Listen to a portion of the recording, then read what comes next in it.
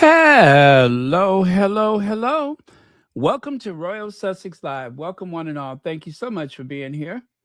And Crouching Chicken Hidden Egg. That never gets old. Thank you so much for being here first. Um, well, is there anything interesting happening in the news today? I think it's kind of a slow Wednesday, I think. Except Harry, Meghan, Archie, and Lili are returning to Britain. They're going back, well, depending on how you look at it, they're going back home. What the what? What the what? What it is? What is going on? You guys, you know, you know, um,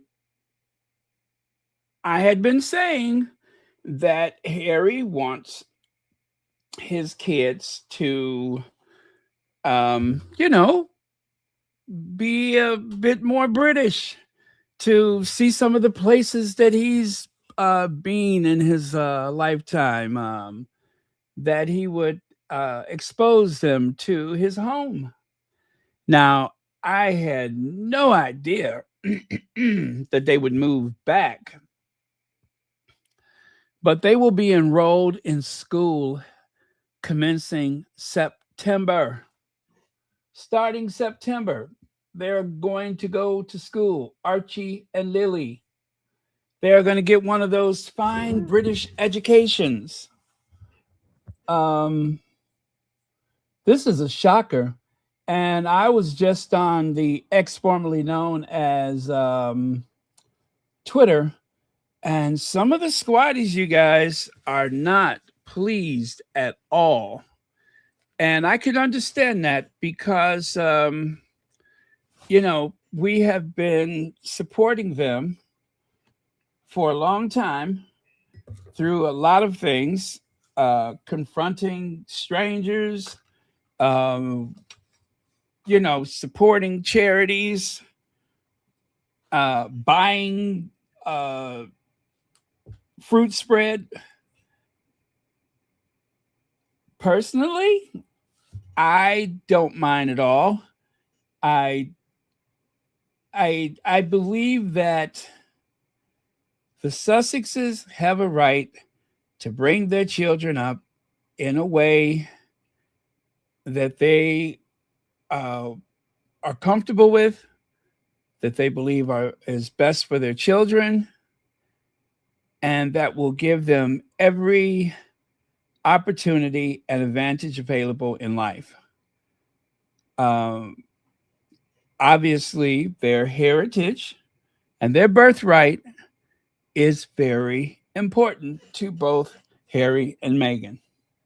I have to believe that it's a joint decision, and they're deciding, what's best for both. Oh my goodness. Rory says, "Hi, Baron and everyone. I'm in shock. I'm not pleased after Professor Jason Ardy, but who knows what's behind the scenes? Maybe it's due to Invictus. I'm sure that's a part of it. I'm sure that's a part of it. Even though the choice to have Invictus in the UK is a decision made by a board and not by an individual. And I'm pretty sure that Harry is not part of the decision making. Um, I'm sure he can express his feelings about it, but there is some oversight. There is a governing body for the Invictus games. Of course, that's the responsible thing to do with a, what do you call it? A not-for-profit, uh, non-governmental agency like that. Having a governing body is proper, and of course, if you want to be above board, you will leave the decision making to a board of directors, or whatever, a committee, and not just the individual. So um, maybe it's just by coincidence that they want to have Invictus in the UK. But whatever the case is, I intend to support them. And if anyone feels otherwise, I am definitely uh, not judging anyone. My God, I think the father's health is not going well. Let's stay tuned. Something big is coming. Well, I saw Charles in Scotland for, their usual vacation. He looks okay to me. As a matter of fact, it looks like he's put a little weight on. I'm not going to assume that Charles is any worse for wear. But we don't know. We don't even know what kind of cancer he has. Hi, T Mac. Still trying to process? Yeah, I could imagine. Let me see.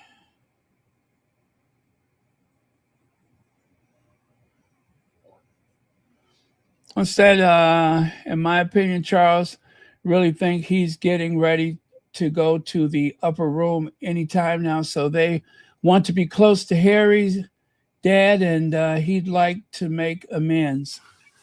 Yeah. I don't know. I looked at Charles, and I think he looks healthier than he did a year ago. Of course, cancer can be very tricky like that. You can see a person seemingly doing well, and they're not, or sometimes you see someone who seems like they're not going to make it, and 3 years later you're still talking about how bad off they were 3 years ago. So it's very tricky. It never makes any sense to just assume the worst, even though it is cancer. But I think he looks improved. The last time I saw him, he seemed like he put some weight on, and he still seems very energetic, all things considered.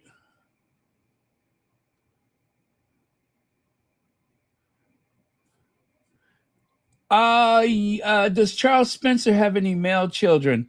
I do believe he has the one, right? The one that's around Harry's age, or maybe a little younger. But I do believe there is a male heir.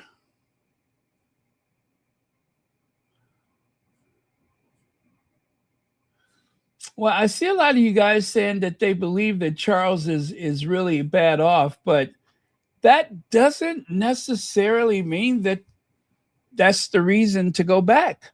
I believe it's the children's education. Charles can be as bad off as he wants to be, but the education of the children, um, that's a long term thing. Charles' health, it can go any direction at any given time. But as for the children's education, that is something that is on a schedule. That is something that is long term. That's something that one would have to consider based on what the parents believe the need or whatever goals they have for the family. That is how you choose to make a move for education. I mean, here in the United States, a school district decides where people are going to buy their home based on the reputation of a school district. Also, um, I guess, and well, and of course, crime and such.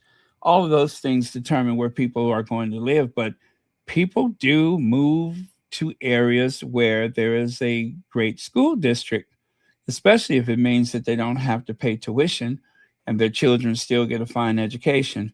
So I believe this has all to do with Archie and Lili and their future. And Harry wants his kids to be as British as possible. And as for Meghan, I don't know how Meghan feels about it, but um, Meghan was willing to spend the rest of her life there before she was uh, chased out of the country. Let's see. Creative Life says best guess is to be close to an ailing dad. Okay, well, I see a lot of people feel that way. And thank you, by the way, for the super chat. Um, I am just going to say I believe it's education. I do believe it's education. I believe it is about the children's culture. Uh, they will probably have a very English accent by the time they are done with school. So I believe that that is the necessity, and we are free to have our own opinions, but I'm going for education.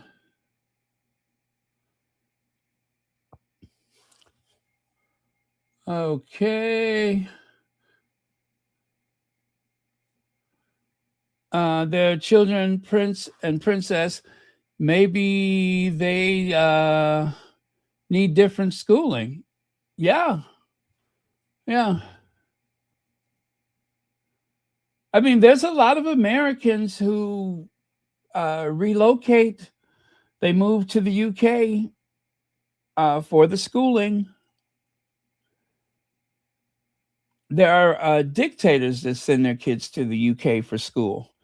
And also, I'm going to give you one more thing to consider: the fine tradition of the British military. And of course, having Archie, or Lili for that matter, attending one of those military academies. That may be something that Harry is looking forward to. Oh no, Mary H, I'm so sorry to hear that.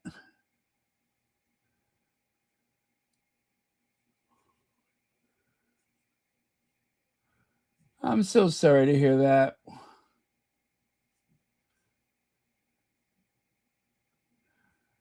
Let's see, Sean, but those Americans are not targets like Meg's kids, so I don't buy it. Yeah, I understand. It's nothing to be taken lightly.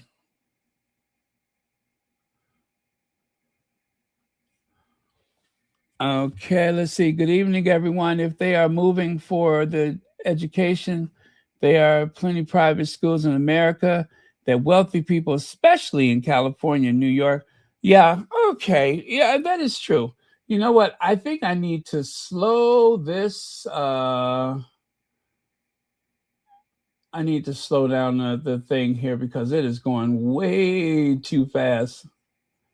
Okay, let me slow this down. How do I do that? Okay. I'm going to slow it down. Well, it is on slow mo. You know what? I don't think we've had so many people in here at one time. I'm going to leave it where it is. T Max says, I'm still waiting for the Sussex's statement on the matter. You know what? That is so wise. And thank you for 40 months membership. That is so wise. Let's wait for their statement. And there will be a statement.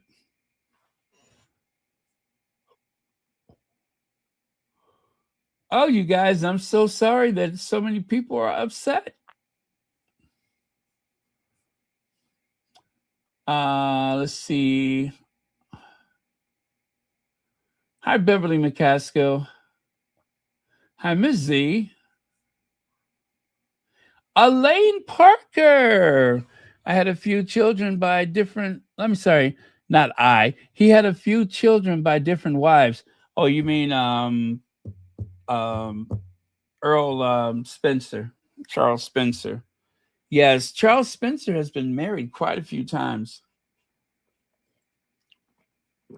which I think is just I don't know. I don't like that quality that he's been married so much. I think it's kind of weird. Um, and also, wasn't there a wedding that Charles Spencer did not attend for one of his daughters? Right? Was it Kitty Spencer or someone who got married and Charles Spencer didn't even show up?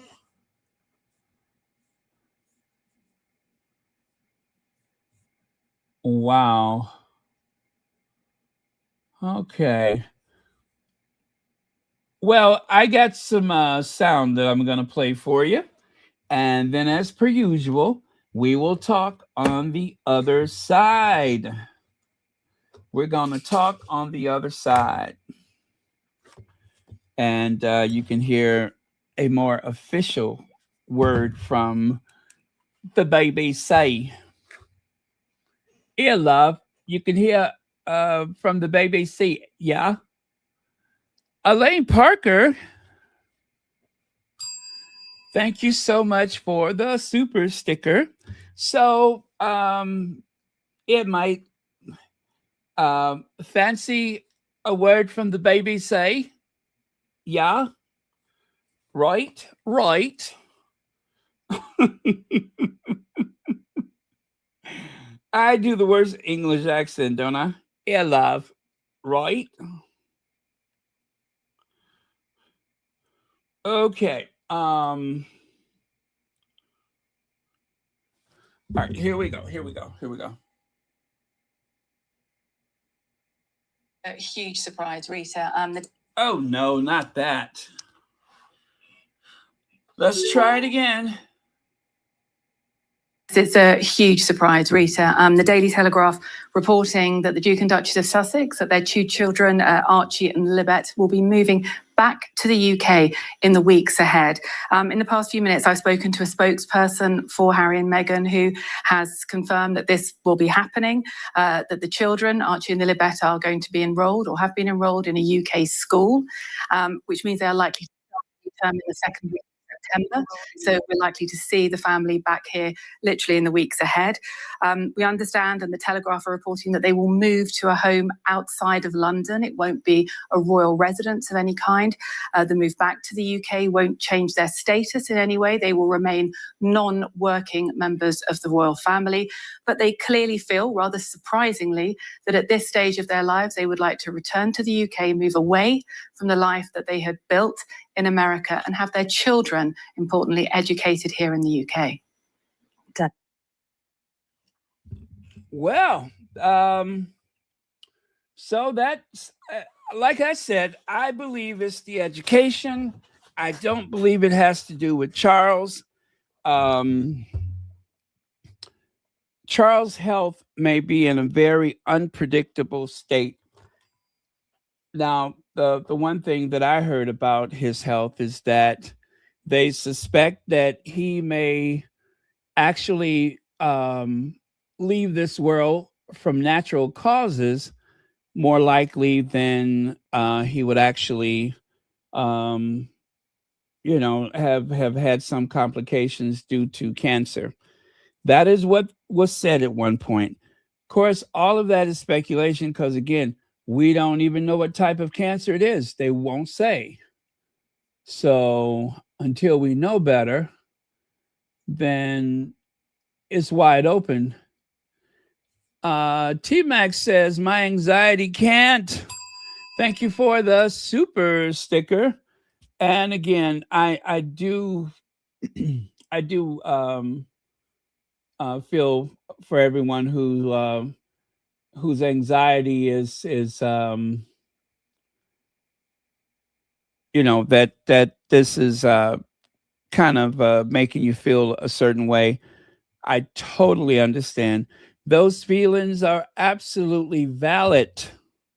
They're absolutely valid. So do not assume that there's any judgment. There are some very, very valid reasons to feel apprehension or nervous or anxiety, all well placed as far as I'm concerned, because this is a very, very big deal and it should not be taken lightly. Let's see. Carolyn Baker says, I hope they got full security back. Where is the statement from Harry and Meghan's spokesperson? I'll wait. I hope it's not distraction for our day. Ooh, you know what? Thank you for 52 months membership. That is a very, very interesting way to look at it. That it could be some type of distraction because of the unfortunate things that happened with Professor Arday. Um, yeah, that is always, and you know what? You could probably add some other kind of distraction in there too. No doubt, it may be multiple purposes for creating a distraction. Let's see. Creative Life says someone said will and cannot will separate, so they need Harry back to come and save them. Should have just let Harry and Meghan be half in, half out. Thank you for the super chat. It just makes sense. I don't know. This is what I cannot wrap my brain around. Um, all of the members of the royal family have a certain level of celebrity. And as such, and the fact that they are royals, they are accustomed to or expect to have a certain level of comfort and prestige around them. And so I don't think it makes sense for people to have one member of the household living the lifestyles of the rich and famous, and another gets some fame, and they expect them to live within an allowance. Harry was supposed to live on an allowance from the Duchy of Cornwall and then eventually the Duchy of Lancaster for the rest of his life. He was supposed to have his allowance from his father and eventually his brother. I mean, how is that a way to live, especially for a natural born leader and someone with the emotional intelligence of Prince Harry to have to walk around with your head ducked down like Prince Edward, or let's say some other member of the family that has to live like that. So everybody gets angry at Prince and Princess Michael of Kent because of the way they grift money, but they are very visible members of the royal family, at least they have been. And so who could begrudge them for wanting to live somewhat close to the lifestyle as Queen Elizabeth, as uh, Charles III? It just doesn't make any sense that they don't have a defined role other than doing their royal duty, but it does not pay enough for them to live the lifestyle that they believe they are entitled to. So Harry and Meghan decided we should have our own finances. We should have agency. We should be able to call the shots, especially considering the level of their popularity. It's criminal for them to have to play second fiddle to William and Kate. It just doesn't make sense. Where does that make sense? And that is going to be a problem that repeats over and over again until they finally accept the half in and the half out. And if not just for the Sussexes, then for someone else in the future, this is only going to come up again. And it's always going to be an issue. So, anyway, thank you so much for your super chat. But yeah, the model that they're using now, it just doesn't make sense to me. I think some parts of it is the current U.S. clown administration as well. Harry's still connected to the military here, and things aren't going well. Let's see. YM Droid, thank you so much for 42 months membership. Um, yeah. Well, even where that is concerned, it seems as though Trump has not really gone after the Sussexes, not in the way that he is capable of. And even though he's been poked and prodded by the press to say something particularly nasty, well, I mean, he has said something a bit dodgy about Meghan, but as we know, Trump, it could be a lot worse. I was surprised that Harry spoke with a air of criticism toward Trump, and Trump just did not really take the bait, not like he could have. So I don't. I always get the feeling um, that Trump probably has a lot of respect for Harry, not publicly, and for that matter, it's really hard to offend Donald Trump. If you're in his face, that's one thing.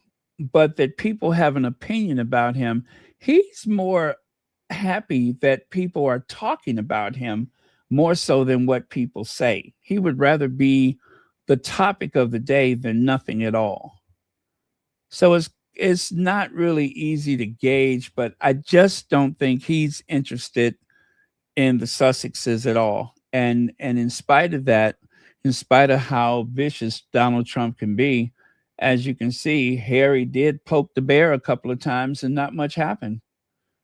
The bear didn't do anything but roll over and went back to sleep. So I don't know that that is a particular thing for the Sussexes, what's happening with the administration, because Montecito is a long way from Washington, D.C.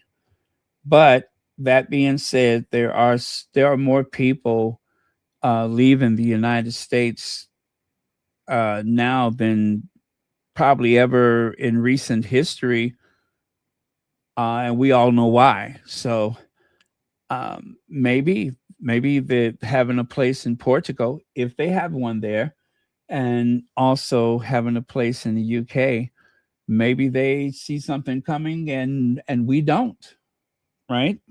So thank you again for the 42 months membership. Yeah, it's so many possibilities, and I'm going to be open minded. Harry said in Spare his allowance was only 70K, and Charles refused to pay Meghan anything. William was salivating at being able to control them. Yes, thank you, Harlan Baker. That's what I believe. And I said that so many times to people. Imagine if you had a sibling that you did not see eye to eye, you did not get along with that sibling, and for the rest of your life, that sibling is in control of your purse strings, and also that sibling is the legal custodian of your children.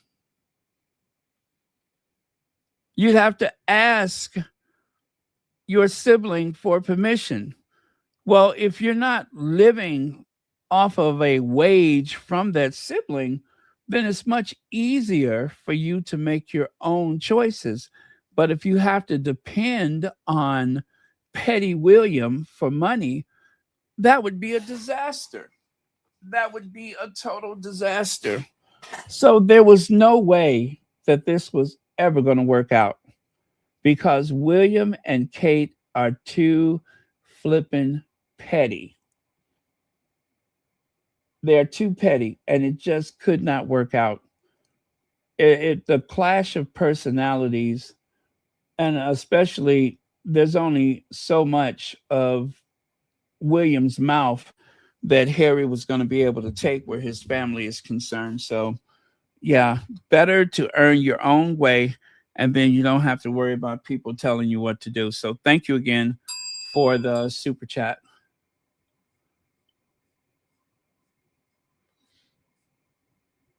Hey, hi, Khadija Hall, Janice Goodrich.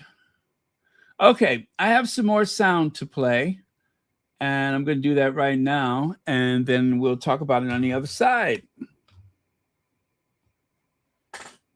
Yeah, we will talk about it on the other side. Well, I talk about it, talk about it, talk about it, talk about it. Talk about moving. The exclusive in the Telegraph is Harry's coming home. This is their story, which is also repeated in the Sun newspaper, that Prince Harry, well, the Duke of Sussex, is coming home with Meghan to live here with the children, and that the children are enrolled in British schools from September. Absolutely. This is big news, and it will be the big thing that sort of everyone will be talking about tomorrow. There was, of course, that visit back in July. We understand that this move was not discussed with the King when Prince Harry met with his father back in July. We understand that they're going to move to a non-royal residence outside of London, and that it doesn't change their status. They will remain private citizens. No hint that they will go back to being working royals, but of course, big questions will be asked about that. Of course, big questions also about the security of Prince Harry. He has repeatedly said that he didn't want to come back to the UK amid concerns that the security wasn't there for him, that he was worried about the safety of his children. Now, the copy would suggest nothing has changed, but obviously, clearly, something has. Big surprise. We've only got about 1 second, but I'm assuming big surprise. No one was expecting this. Well, I mean, his only claim to fame ultimately is his symbiotic love-hate relationship with the British media, and it's much easier to rile them from here than it is from California. I don't think this is the right time, given recent events, to be too triumphalist about the British media. Yeah, and all I'd add is I hope he's suitably contrite. There shouldn't be a homecoming of a hero. He's let down in the royal family, and they're coming back because, as Henry said, they need to re-polish the brand. Let's not have any celebration. And the big... Well, first of all, look at her. Look at her. Why is she doing that Aretha Franklin mouth? Why is she smirking like Aretha Franklin? What's her problem?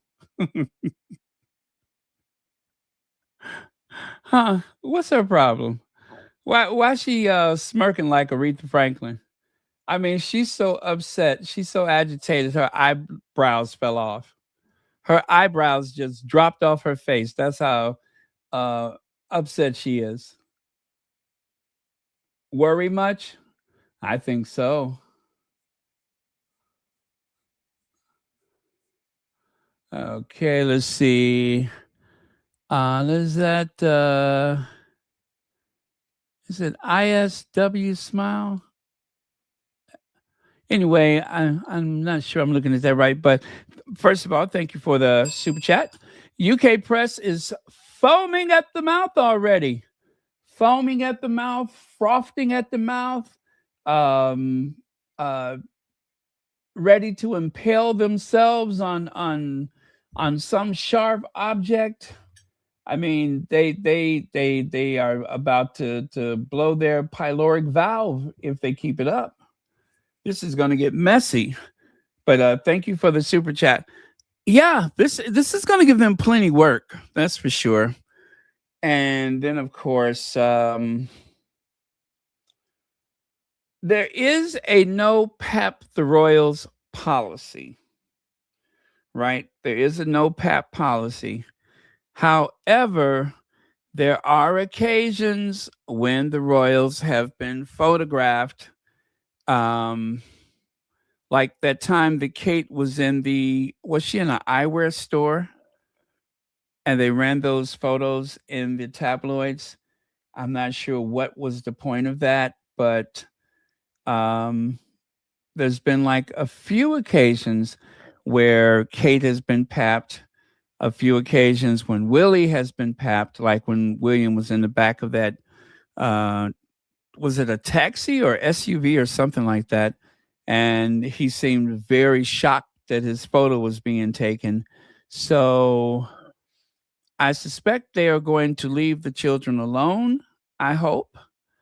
Um, as for Harry and Meghan, I don't suppose they are going to observe the no pap policy. And my goodness, my head is just spinning right now. I'm just not sure what direction this is going to go, but I don't want to go into a panic. Like someone said, it's very important that we wait for a statement from the Sussexes so that way we can better understand what the goal is. So this is fresh.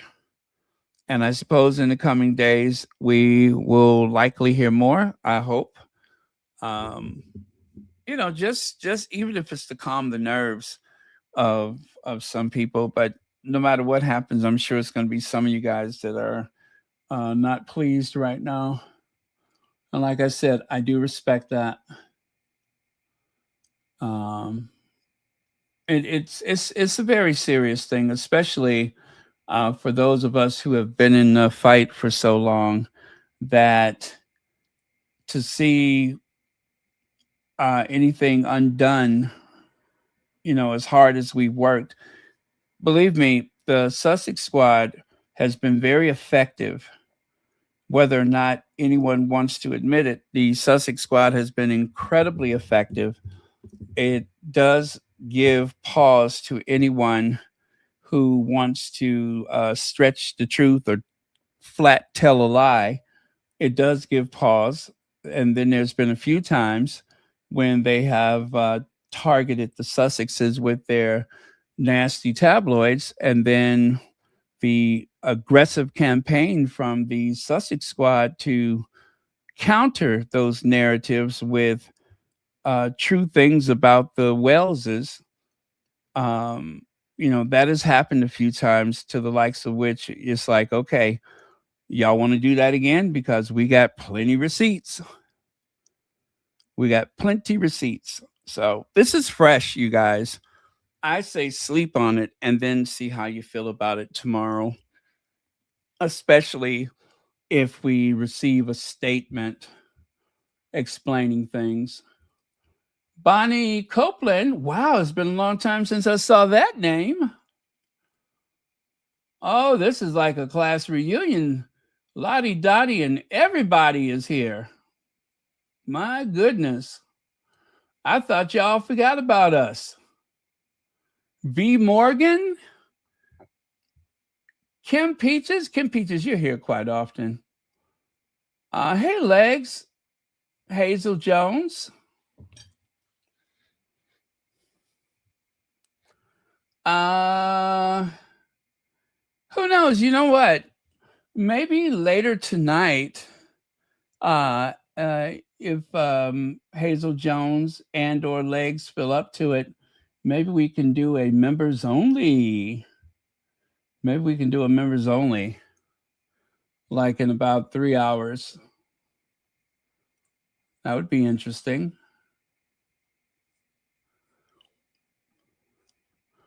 Well, this was the big the top of the headline for the Daily Fail. That was their big headline. I tell you, I was taking a nap and I woke up. I'm like, what the what? Oh my goodness. Did they just change it? Hold on a second. Let me show you what they did here. I guess, as they say, this is very fluid. The situation is very fluid.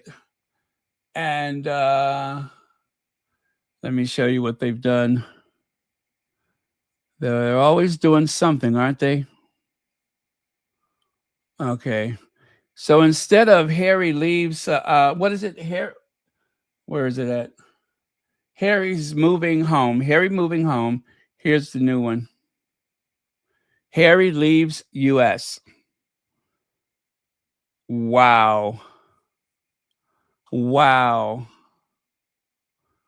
I guess they didn't think the other one was shocking enough, so they decided to change the wording a bit.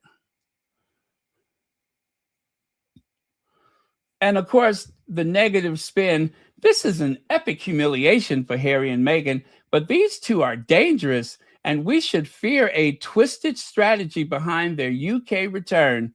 That is Maureen Callahan. That's the albino assassin. That is the albino assassin, Maureen Callahan. Okay. Oh my God. Let me see how many. Charles blindsided. Only found out a return of Harry and Meghan on Sunday. Well, they gave him some notice. I mean, they were going to say something sooner or later. Oh my God, you guys, they are in a feeding frenzy. Do y'all hear what I'm saying? They are in a feeding frenzy. This is going to be a very, very busy week for them. Lord have mercy.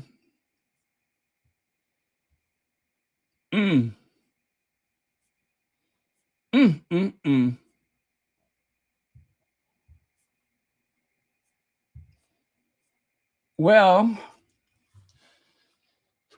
whew.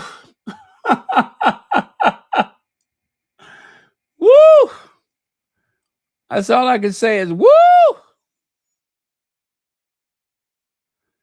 Jeez Louise. Okay. Let me do this and this. And give me just 1 second, you guys. Okay. My PC is kind of slow for whatever reason.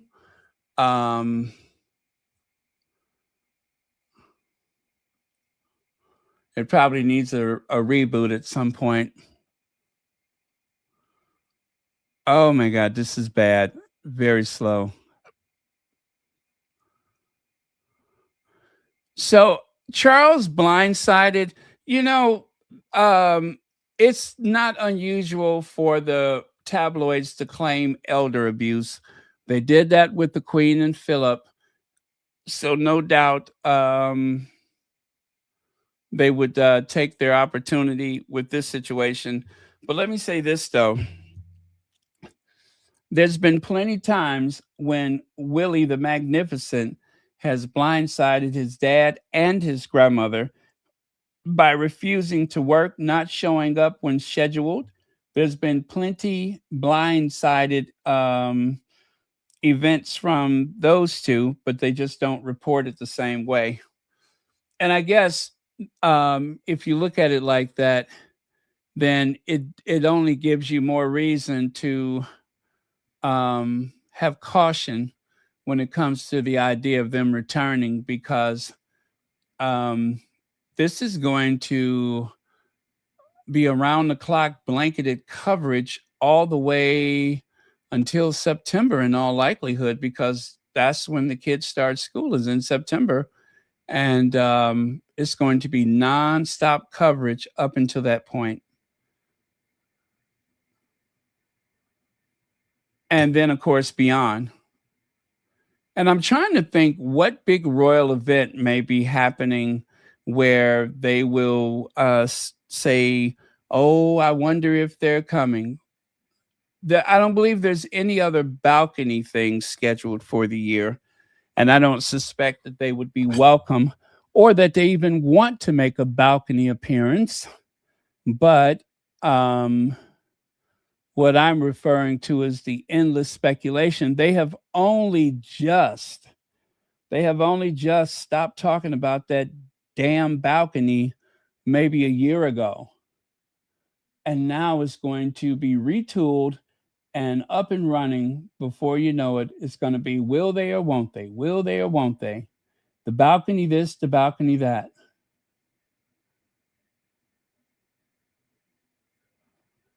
Let's see, Creative Life. Maybe a lot of Harry's work will be in the UK for the next year or so. They decided to come with him. Maybe Meghan will launch as ever UK as well. Well, yeah, she could. Thank you very much for the super chat. She could have her European home base, a base of operations for the conquest of Europe. How about that? Thank you for the super chat. And Pam Porter, thank you for the super sticker. And Pam Porter has a super chat. Had to be with the squatties tonight. Knew there would be a live early. Oh my God. OMG, OMG, OMG. Well, thank you so much for joining us. And thank you again for the super chat and super sticker. Ooh.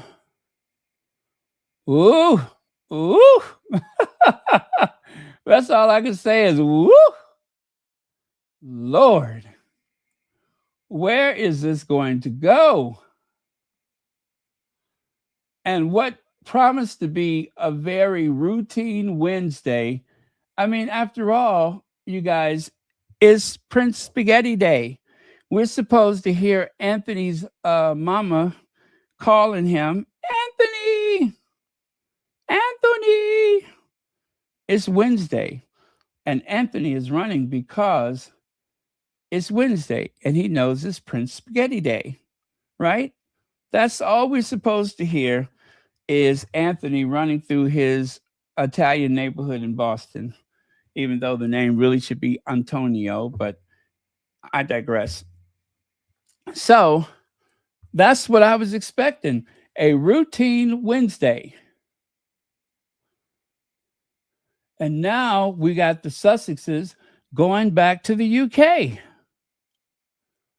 Oh, you guys, I think that there is one reporter right now who is so angry. That reporter, I believe, is going to snatch the refrigerator door off his hinges. Yeah, he is going to snatch that refrigerator off his hinges. Who do they think they are? Yep. Poor Robert Jobson. Right now, Robert Jobson is on Uber Eats.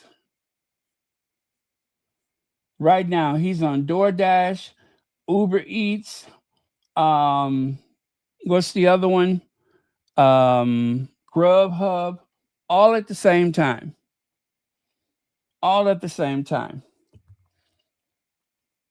He's in his delivery command center. Let's see. Simon Black says, all right, there we go.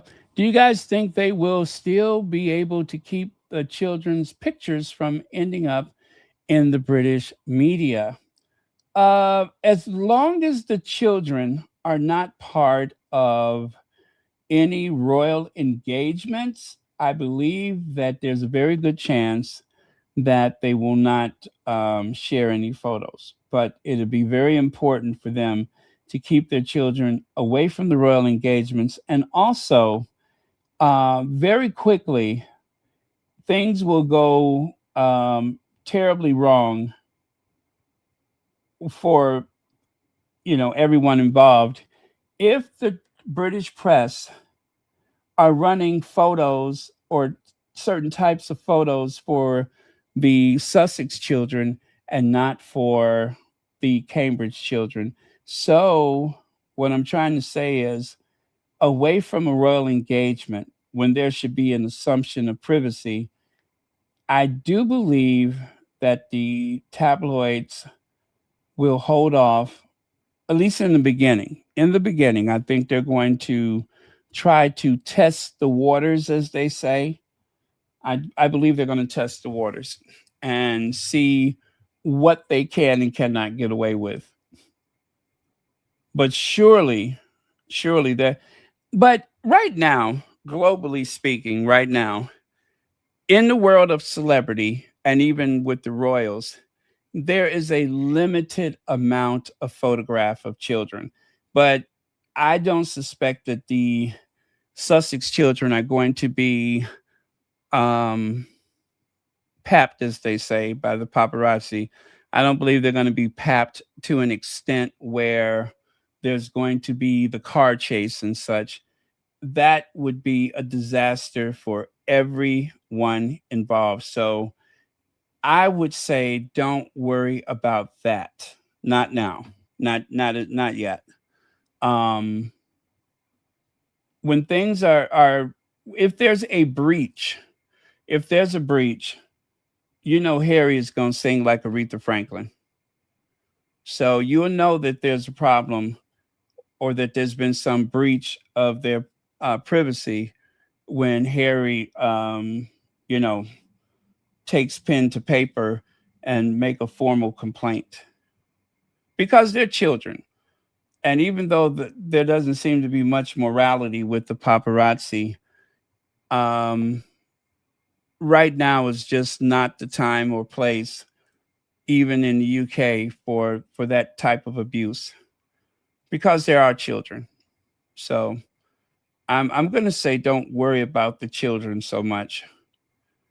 I believe the children will be kept safe. I really do. Um, I don't. I think at some point it just won't be a decision made by the royal household where that's concerned. There's just too much at stake, and surely, um, there is the understanding of how this is going to go before they even get there. So I would say don't assume the worst. Don't assume the worst. And let's just wait and see. Anyway, again, thank you, Simon. I'm sorry, Simone Black, for the super um, chat. T Mac says, if true, this tells why the meeting with Chucky. Thank you again for the super chat. Yeah, if this is true, then yeah, this whole thing about Charles being blindsided, I just don't believe that. I don't believe that. If Harry made arrangements with the Home Office to go to Ukraine, if he made those arrangements, if he made arrangements with the Home Office before he went to Jordan, and by the way, you guys, if it is true that Harry passed that information to the government before he went to Ukraine and before he went to Jordan, then we know that that's however that's being reported. So far, there hasn't been any leaks to the press. When the press know about these things, they will leak. Like when they found out where Harry was in Australia that time, and when they found out where he was in Afghanistan. So if they know, they're going to leak. But I would say the last couple times that Harry traveled for those reasons, Harry and Meghan to Jordan, they did not seem to have a clue. They did not find out until Harry wanted people to know. So I would say be encouraged by that.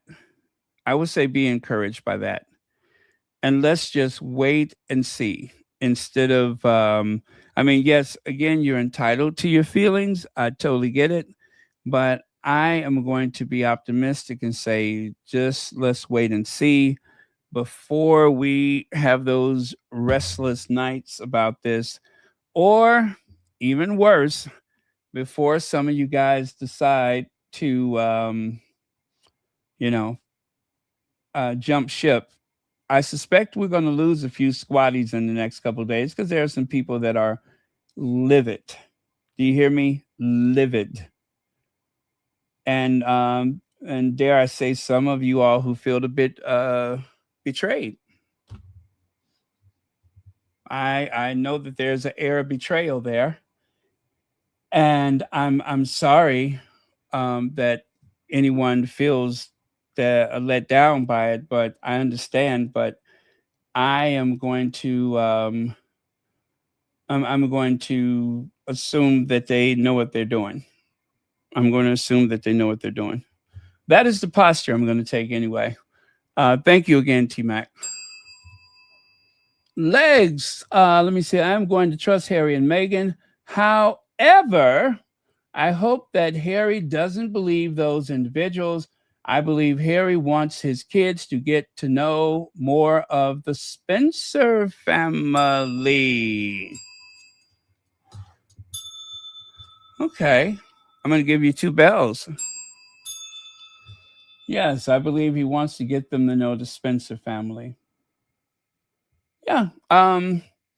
That sounds reasonable to me. And guys, don't forget they still have a home in California. That house is not going anywhere.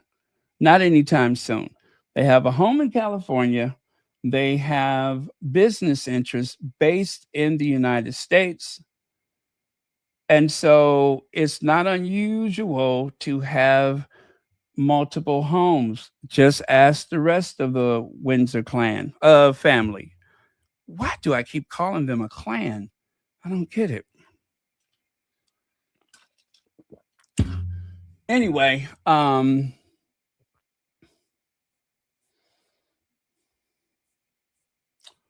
yeah. Anyway, Legs, thank you for the super chat. I'm just double checking to make sure I didn't miss anything. I tell you, not just a quiet Wednesday. You can forget about that. Let's see. Variety's talking about it, moving back to UK and shock this decision. And of course, I found a photo of the Earl Spencer applauding. Because I do think he's keen to be a little closer to the Sussexes as well. At least I hope that's the case. We all know that the Earl Spencer can be a bit contrary sometimes. And then there's People Magazine. As you can see, People Magazine has already cranked out 3 articles. Have they? Yes, they've already cranked out 3 articles. And oh, it looks like, let me see here.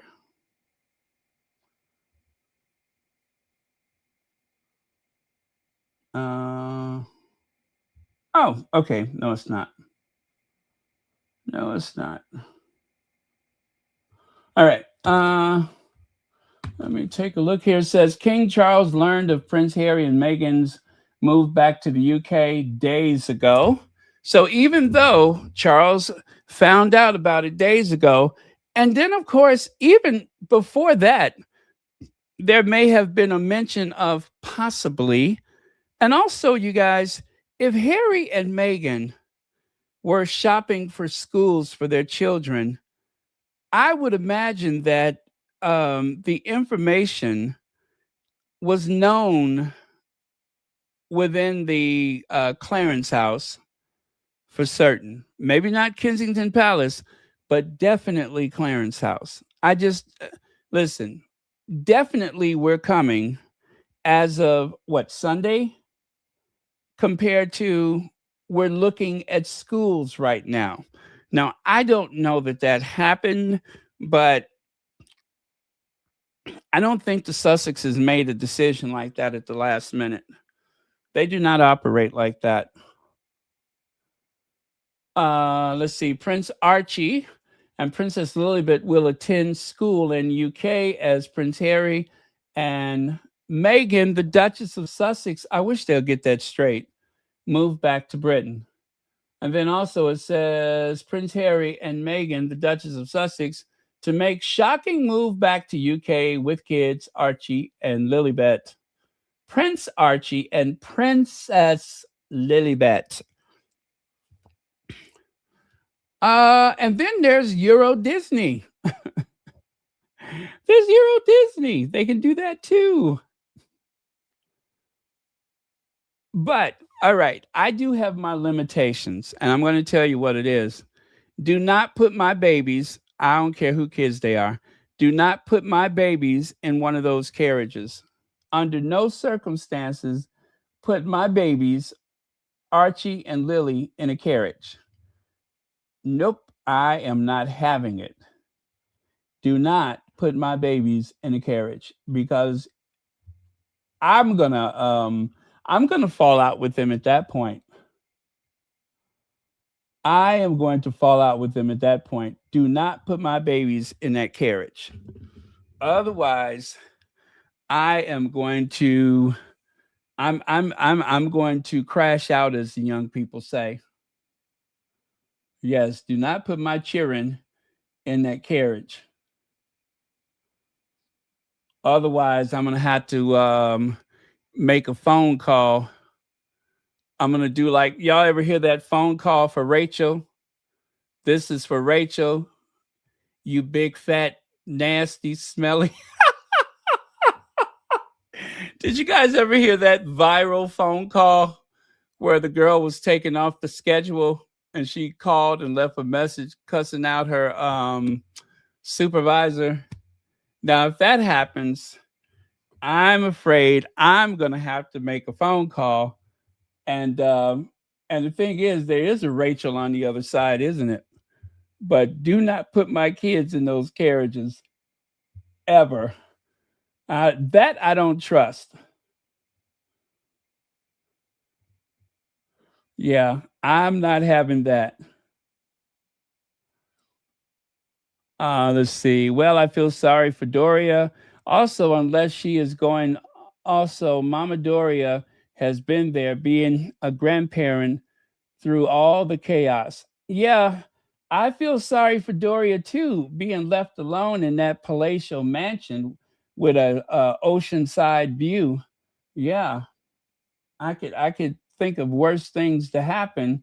Um, Doria left there with a Amex Black card, a choice of automobiles, a tea house, a tennis court, a swimming pool, 101 bathrooms. Do you know a whole month can go by and Doria can switch bathrooms almost every other day? Uh, yeah, before y'all start crying about Doria, I know it's not about the money. I know it's not about the house and all that. But let me say this one more time. Doria will be in California in a palatial mansion with a view of the ocean, a gourmet kitchen, all of the herbs and roots and berries you could possibly want from the garden. I think she's going to be okay. Yeah, she's going to be all right. Yes, and Doria is definitely going. Doria is definitely going to go. Now, what I'm going to do is I'm going to put in an application with the Archwell, and I'm going to offer my services as a house sitter, because if anybody is interested in protecting that that landmark villa by the sea, is me. I will make sure that that house is in good standing at all time, and that there will be someone there to eat from the refrigerator, to do laps in the oval-shaped bathtubs, to have tea in the tea house.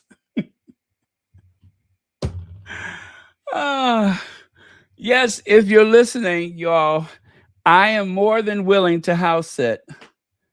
I will keep Mama Mia and all the rest of Pula and whichever one that is, the black dog, the one that likes to eat everything. I will gladly keep an eye on things. Okay, so I have another soundbite. Let me do this one. And who knows? Maybe me and Doria can get up early and go to Target and maybe have lunch in Beverly Hills or something like that. I don't know. There's plenty of good restaurants right there in Montecito. Maybe we can drop by Auntie Oprah's, huh? Maybe we can drop by Auntie Oprah's. That's what I'm going to do. I'm going to hang out with Doria. I'm going to get up in the morning and do yoga. And then I'm going to start going through the garden and trying to sort out something for dinner. I got plans for that place, you guys. I got plans for that place. Let's see. Could Harry and Meghan have stayed at their place last visit? Oh, you mean that the house in the UK? That's interesting. Thank you for the super chat. Yeah, you know what? That makes sense. Because there was and Legs. What's his name? The one who moved back to the UK. How come I can't remember that man's name? He probably did all the leg work behind the scene. What is that man's name? He probably did everything. That makes sense. Oh, Lord, I just gave a story to the tabloids. It'll be in the paper tomorrow. Damn. Yeah, what's his name? Oh, yeah, James Holt. James Holt. Thank you, guys. Okay, I'm going to play the soundbite. And while it's playing, I think I'm going to go and get myself something to drink.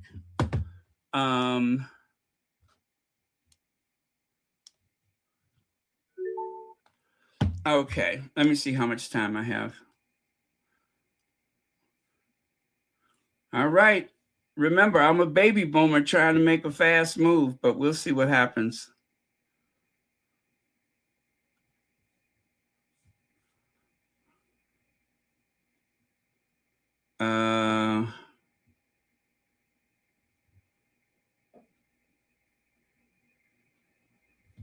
Okay.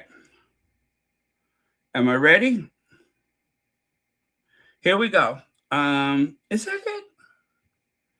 No, I think I did that one already. Where's the other lady?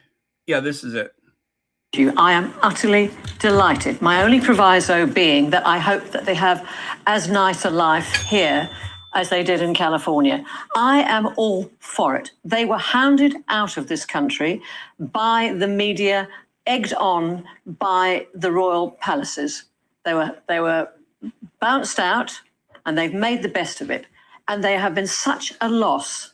If you look at the contents of the palace balcony for a fly past, there's nobody there. I mean, there's all between sort of 60 and death, basically. That's not true. I mean, we've had Louis. Louis's a big draw. George, you've got. But they're not. I know they're not coming back as working royals. But I bet you, after the Invictus Games, Harry will be. He is. I'm sure Cameron will confirm this. I've not seen him in person. I've never met him, but the way he handles a crowd, the ability, the affinity he has with people, that's like his mother. And he is a natural performer, unlike William, who is, in my eyes, kind of entitled and rather pompous. And I have said for a long time now that what I would like to see is Henry IX. Right. So you'd make him king. I would. Right. I said it half an hour ago in the green room. Nothing if not consistently. Yeah. Nothing. But Might be a few legal. Lord, I don't know who that is. I did not see the face. I did not see the face. Who do you guys think that is? Who just said Henry the Ninth? Who just said Henry the Ninth? I don't know who that is. I want to say it sounds like the one that I'm always calling Piranha Face. Let's listen to that again.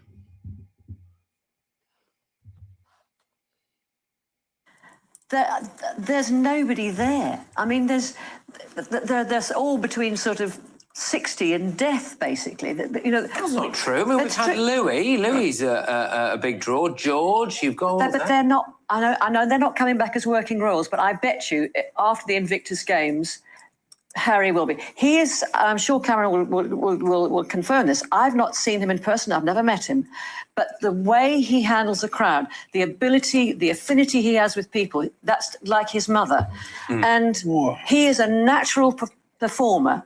Unlike William, who is, in my eyes, kind of entitled and rather pompous, and I have said for a long time now that what I would like to see is Henry the Ninth. Right. So you'd make him king. I would. Right. I said it half an hour ago in the green room. Nothing if not consistently. Yeah. Nothing. But might be a few legal. Who the heck was that? Ingrid Seward, Jeannie Bond. I think it was Jeannie Bond. Although, I think it was Jeannie Bond. I believe Jeannie Bond really is trying to save the monarchy.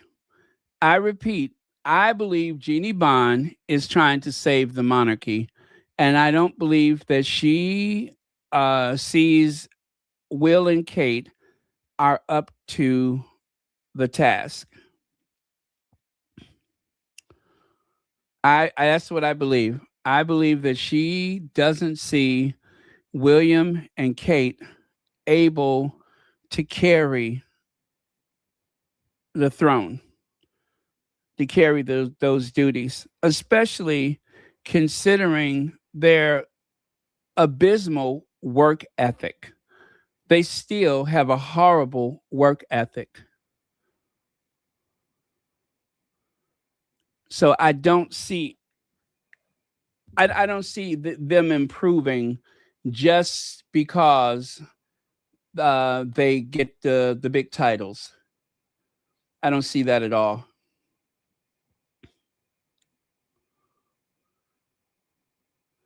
But I tell you what I do see. I see there's going to be all of this, I guess, anticipation, all of the anticipation of Meghan having to curtsy for Will and Kate. That is what a lot of the derangers will be waiting for. They are going to be holding their breath. They're going to collectively hold their breath, waiting for that moment. Which is why I say, long live the king. Long live the king.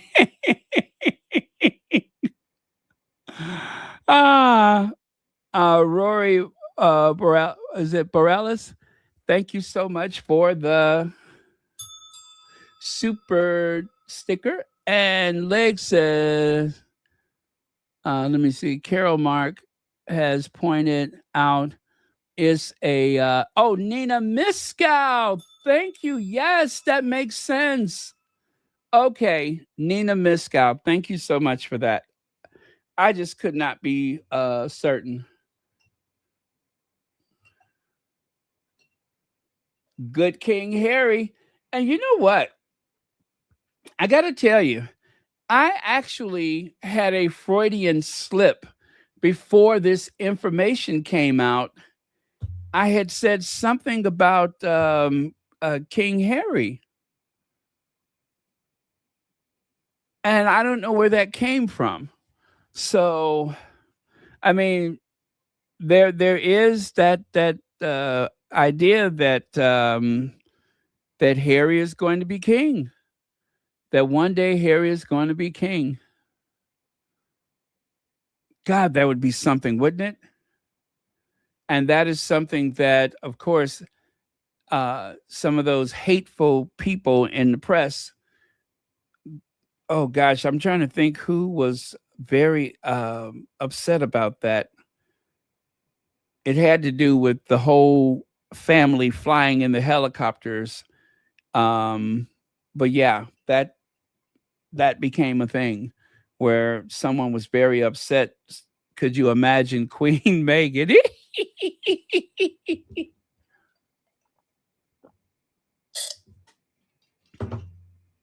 Could you imagine Queen Meghan? Her Majesty the Queen Meghan. Now, anyway, let's not get ahead of ourselves. And plus, the only way that could happen means that the royal family has had a very bad day. And we ain't wishing nothing bad on anybody, no matter what has happened in the past. At some point, we're going to have to leave the past in the past. And for everyone's sake, we're going to have to move on. Not saying that we are going to forgive and forget, but it is important that as human beings, we, what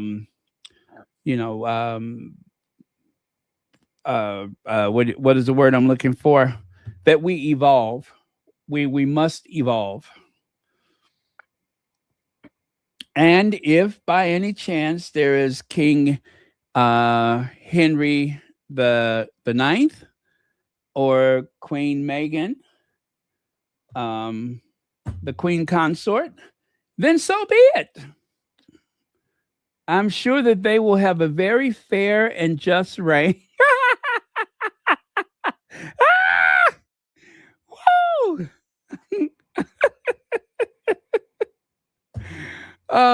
Anyway, you guys, I'm just being silly. Nothing like that is ever going to happen, is it?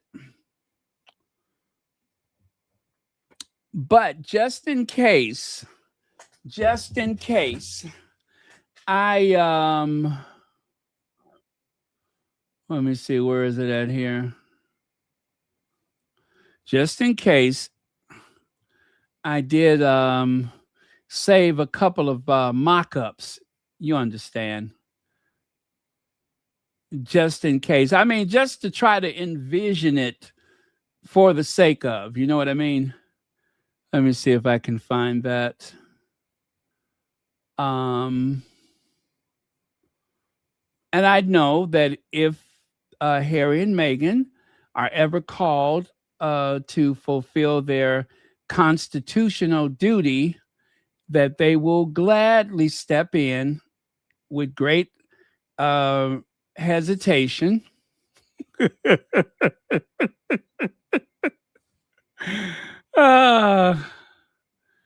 know what I'm saying? If that's what it comes to. But like I don't see that's not gonna happen. Just having a little fun here, that's all. Right, Queen Meghan?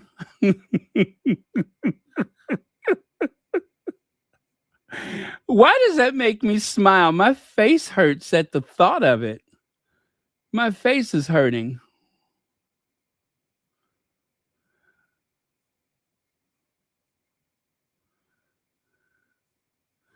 How about Queen Rachel? Yes, Queen Rachel. I think we should go back to Rachel. Queen Rachel.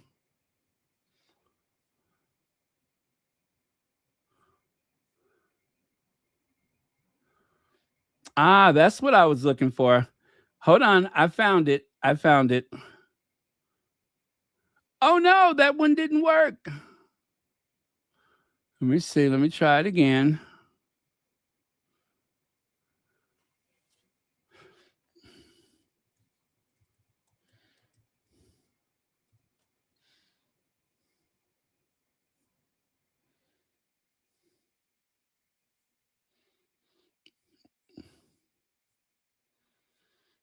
Okay, I got it. Ready for it? Here we go.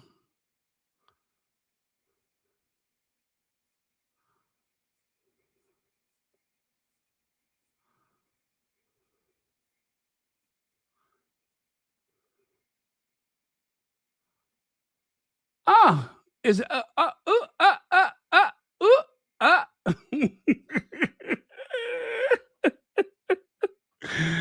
Ah, ah. Let's see. Don't forget the Wasp is leaving in a year. I think there have been various conversations behind the scenes to protect his family. The British media is gonna British media. Thank you, Legs. And I agree that the departure of the Wasp seems quite tied into the whole idea of the Sussex's return, and that the British media is going to British media. And of course, it wouldn't be them if they didn't say ambush, bombshell, so on.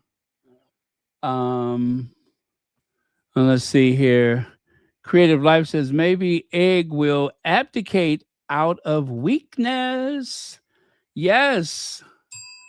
Thank you for the super chat. I really think he should. I think he should. He should abdicate and let Harry serve as a regent for George, and take Willie and put him in a booby hatch somewhere. Um, William really ought to be institutionalized because he's not safe around himself and the others. So, yeah, I think that would be quite fair. Make Harry the regent. Yep, Harry can serve as the regent. Let's see. Praying that God protects them. After all, a leopard can't change its spots. Margarita Maxwell, duly noted, and you are absolutely right about that. A leopard cannot change his spots.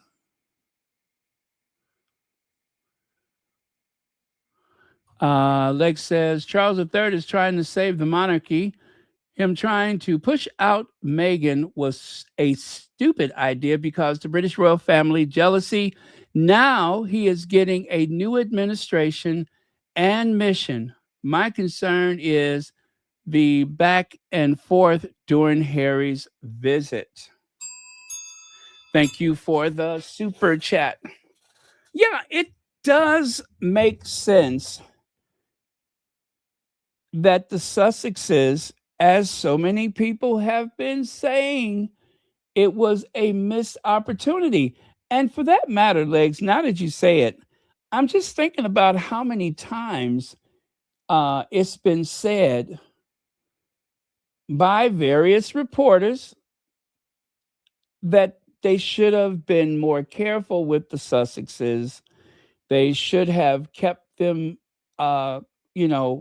over there. They should have thought more about the half in, half out, and so on. And that sentiment has been shared by quite a few people. We just don't hear it often enough because there is a very vocal core hate group within the tabloid media.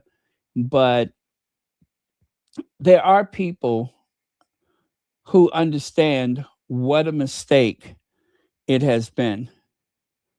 And now my favorite thing to say, because I love pointing this out, is that Harry and Meghan have had not one, not two, but several successful tours without the Home Office, without the palace, and especially considering how successful they have been, in spite of the fact that there were elements within the royal household urging governments not to give them any support. The Hague, Dusseldorf, right? So we've got the Netherlands, we have Germany, Nigeria, Colombia, whatever trip that was to Jamaica, and back and forth in and out of Canada and Jordan. And I'm going to just go ahead and throw, what do you call it? Oh, Australia and Ukraine. They've been to all of these countries in one capacity or the other and successfully demonstrated a great deal of discipline, efficiency, and also maintaining a very positive face for themselves and for the British. And quite a few times, some of those hateful reporters have claimed the Sussexes here and there. And also in the host countries, when they write articles, when they do their news, they will say members of the royal family, the British royal family. They don't want to diminish the fact that they are members of the royal family. They're not ex-prince, ex-princess. They're royals. And people get excited, as they normally would with any other royal, even more so because it's Harry and Meghan. Nervous. I don't know, what are we supposed to call her? And what I love too is when people say, is the princess here today? Not the Duchess, the princess. Is the princess coming with you? Where's the princess?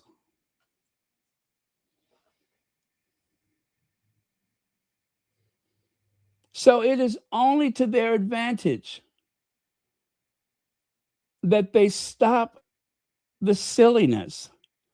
Now, I cannot imagine that Kensington Palace is through with being stupid yet. Because after all, look at who's heading the household there. Again, thank you, Legs. But I can't imagine that they're done. However, it would be to their advantage to stop the nonsense. William is not strong enough on his own. And Kate does not want to work, not to mention that she's also pretty weak where work is concerned, where her presence is concerned. She does not inspire young women. There's nothing about her that inspires young women. The only girls that are excited about Kate are the children who wants to be a Disney princess. But the older girls, who are the future of the monarchy, the very nearer future,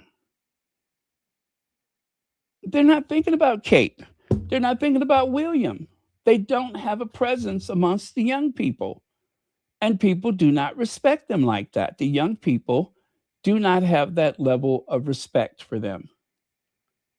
So they need Harry and Meghan more. Oh, let me show you this AI image. Don't scream, but let me show you this AI image. I repeat, no screaming. Do not break your electronic device. What? Oh my goodness. Oh no, like I can't believe it. It's so wonderful to see you, Lydia, Laverne, Laris, and everyone. Lady Sussex, I am deeply, deeply, deeply honored. I am. I love you so much. I'm so glad you're here.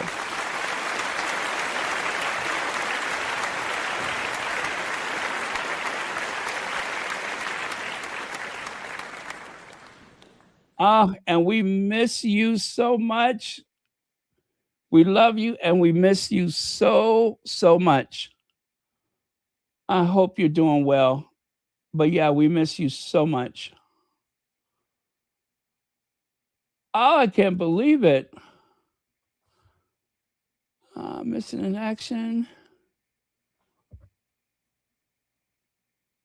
Oh my goodness.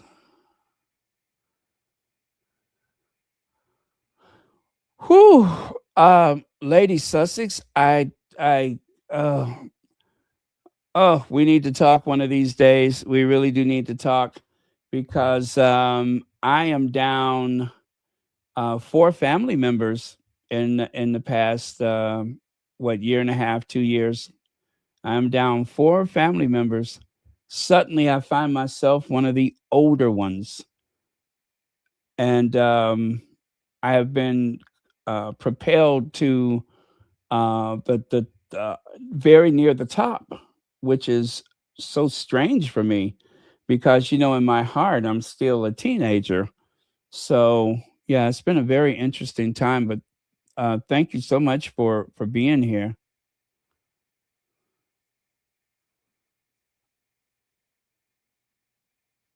Oh, I'm so happy you're here. I honestly am very happy you're here. Wow, this is really, I always say this seems like a family reunion, but now this is really a family reunion. I need somebody to go in there and fry some catfish.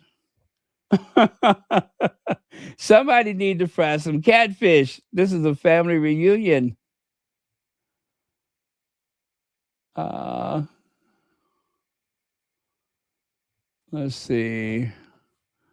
Here, Meghan decided to return to the United Kingdom with the chaos of the UK media network and tabloids and paparazzi for lack of security protection for the Sussexes. Is that clear up? Um, well, I trust Harry and Meghan to make the right decisions for their family. I just have to trust them. I mean, who has more of a vested interest in the outcome than Harry, Meghan, and of course Mama Doria, me. But yeah, I trust them to make the right decision. I don't think that this is a decision that comes lightly. I do believe that a lot of the fight for security, now that I'm looking at it, I'm thinking that this had to have something to do with the children's future. And that, of course, trying to piece it together now. So let me give you another scenario. I don't know how helpful this will be, but before before William becomes king, there are some things that need to be worked out. It's not enough that they live in California. That is a very powerful ancient institution. And while I'm not at liberty to say what I suspect completely, but that is a very powerful institution. And some things like the IRS, the Internal Revenue Service, some things are just too big to turn your back. Certain situations in life, you have to stand and fight your corner. And you have to be an active participant for the outcome. You cannot leave certain things to other people to decide. You cannot depend on someone's good graces, whether it's your brother or your sister or cousin or aunt, or you just cannot leave those things to chance like that, especially from that family. So if you go by the old saying, keep your friends close and keep your enemies closer, then that should make sense. But if you do not agree with what they're doing, I am totally sympathetic to that. But I'm of the opinion that just like a big bank. Some companies, some banks are just too big to fail because it would take so many other things with it. And in life, we have to consider that. We have to consider that.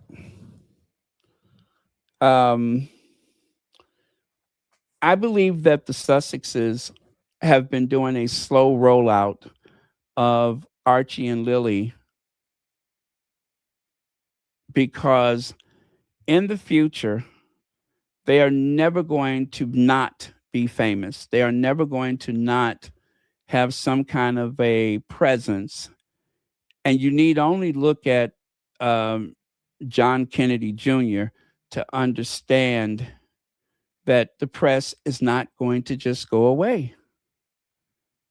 The what is it? The Onassis. What was the girl's name? Athena Onassis or whatever, the girl that inherited all that money. They never left her alone. She was always a presence. So I'm of the belief that it's better to try to manage this from a position of strength than from a position of weakness.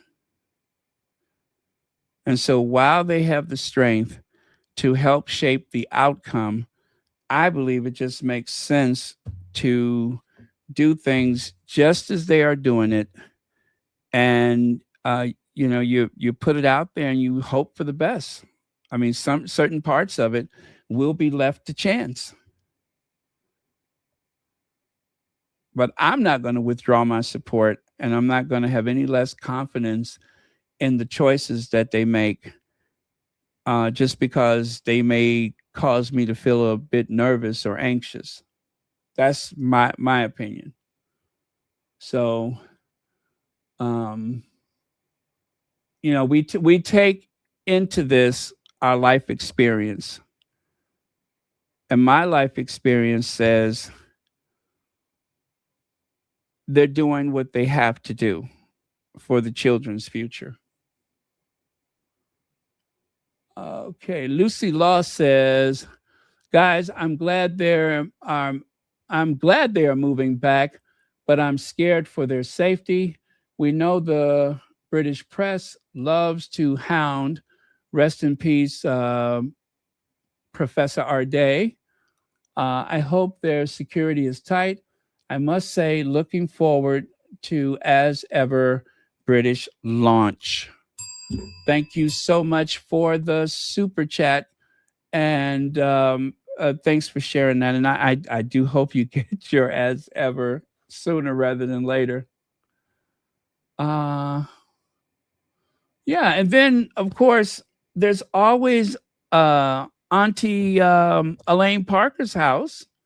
If they ever need to, get away from the paparazzi, there's always Auntie Elaine Parker's house. So got that to look forward to.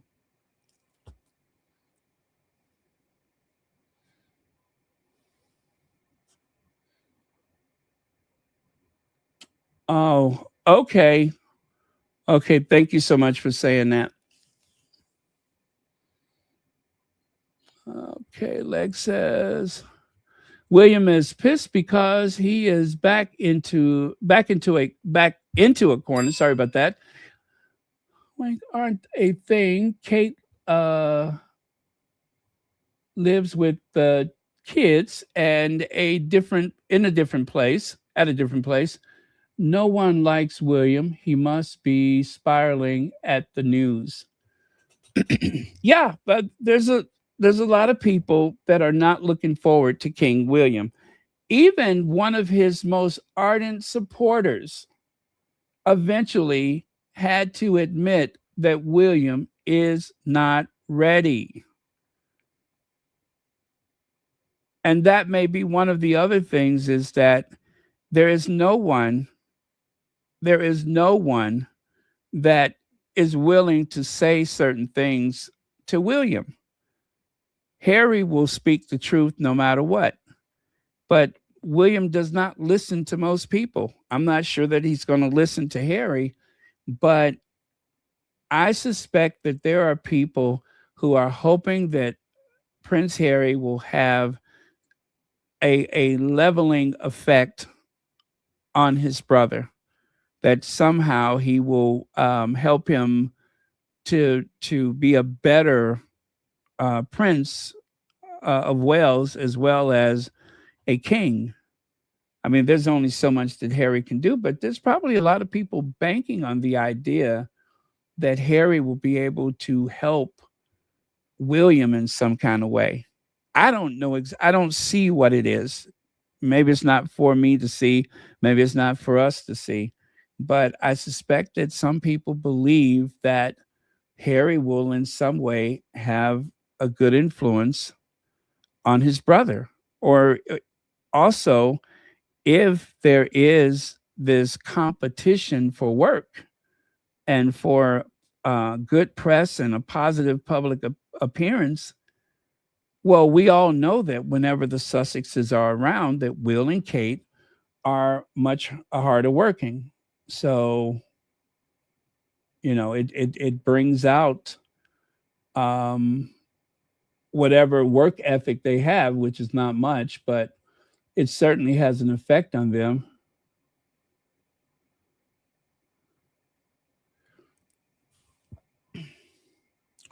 There are a lot of signals, but this decision may not be only in a Sussex hands. Oh, okay.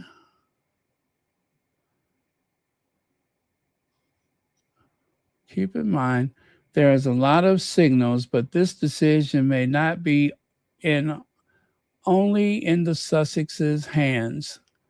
Okay, I'm not sure what that means, but let me rest on that one for a second. It may not only be their decision.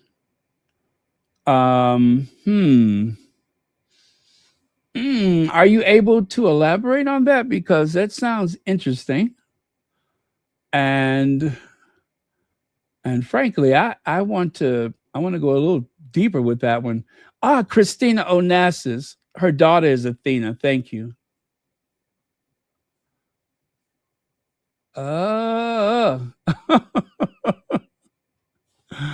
Yes, I kind of want to go a little bit deeper with that thought. I mean, who else would have a say in this? And I tell you, Princess Anne was looking so pitiful the past couple of times. Anne was obviously injured a lot worse than we know from that situation with the horse. So she has, to me, it just seems to me that she has slowed down a bit. And I don't know, we don't see much of Anne, but she seems a little different in some way. And she did stay in the hospital for, 2 weeks, was it? She was in the hospital a long time. So, okay, you got the Duke of Kent has really wound down a bit. I mean, he rarely makes an appearance, but God bless him, he's still out there. And then Prince Michael and Princess Michael of Kent, for what it's worth. And gosh, whoever else just, And do you guys remember how long ago was it when the Sussexes had left? And I said that there was going to be about 20 years, possibly 20 years, when they are not going to have anything. And I believe the Queen was alive. And if I recall, I said it will be the Queen's funeral, it will be the coronation, and then they may go some years where it's going to flatline. No matter what happens, it is going to be a very slow period. The next big thing is going to be Prince George's wedding. And even that may not uplift or elevate the monarchy. You know what? The last biggest joyful occasion, the last big one, was probably the Sussex's wedding. I'm not going to give the coronation anything because it was ridiculous. It was a horrible coronation, starting with the rain and ending with Charles and Camilla looking like a couple of angry Muppets. They both look like the old men in the Muppets. Remember the Muppet Show with the old men in the luxury box? That's what they remind me of. They both looked just awful. It was nothing visually appealing about it.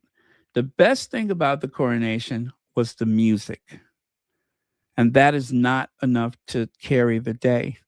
Attendance is way down with the Trooping the Colors. They don't even cover the Christmas Carol anymore. Royal Ascot is a parade of wealth and privilege. They have nothing. They have nothing.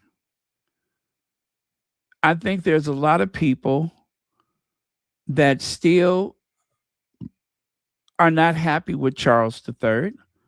So his funeral is not going to be this big global event. If the Queen's funeral did not command enough respect from the masses, given 70 years on the throne, Charles is going to be even worse. And Camilla, oh, they shouldn't even telecast it. I think that would save them from the embarrassment. Don't even put a camera on it. They have nothing. Those two people on the screen, that's their only hope. That is their only hope. And I don't want to take anything away from the Wells's kids, but those two people on the screen are their only hope. I just don't see anything for them. The prestige of the royal family is at an all-time low. And it's not their fault. When Charles married his mistress, when Charles married that human mattress, that was the end of it right there. And then, of course, dull and duller. Will and Kate, two of the dullest people. What was that saying? You could cobble the two of them together and not come up with a single personality. It is hopeless for them. And they really needed to get this going because Harry and Meghan, they're in their 40s, right? And so, you know, they got another good 20 years to really shine for that family and then some. You know, we don't look at age the same way as we would have in the past. So they had better take advantage of this and they better get it right. They had better get it right because as much all of the bluster from the royalists, bluster be damned, they have nothing. They have nothing without Harry and Meghan, and they know it. Those two are holding all the cards. They have the winning hand. And the press has done all they could to try to destroy them. And still, they solicit excitement every place they go. So if they're going to embrace them, they need to put their pride away and get cracking. Because the urgency of now is slipping away. The monarchy is such a deflated institution.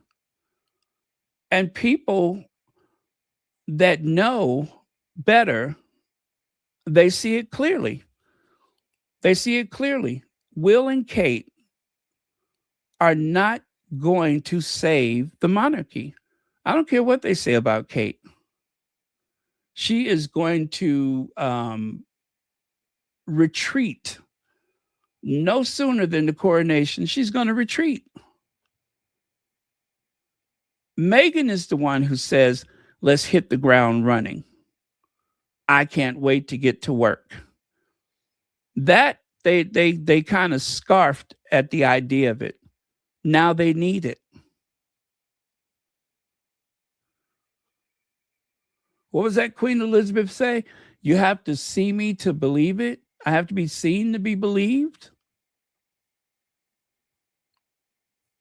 I mean, really, I had my predictions about what the future would be after they left, but it's even worse than I even thought.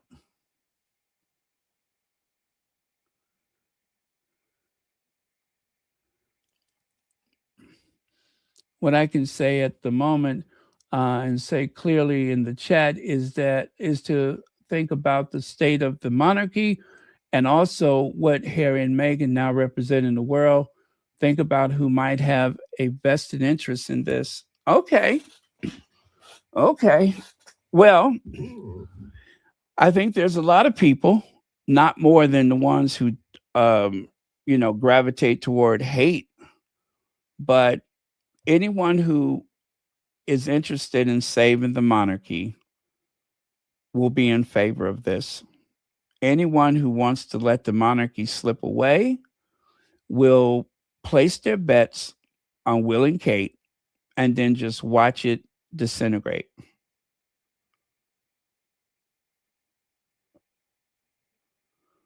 And I had just prepared slides last night about William with that global statesman thing.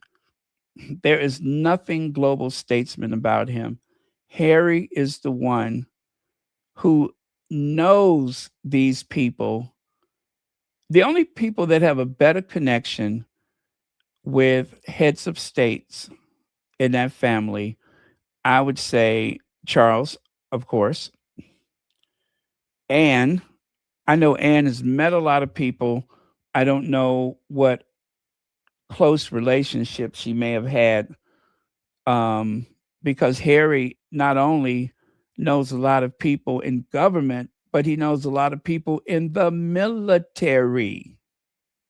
He is respected by people in the military.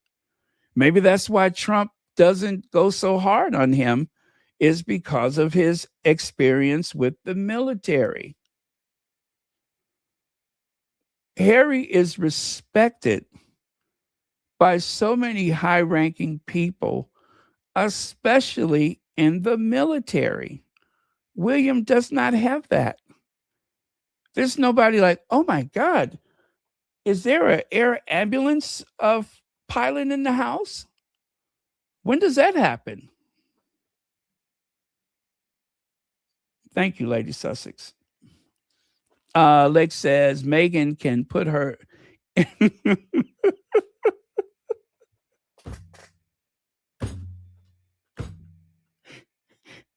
You just want to be messy. Okay. Meghan can put her Emmy on the UK home mantle. People forget how much break the UK UK has. Kids in school, they stay in the UK break. Montecito, Portugal. Thank you, Legs.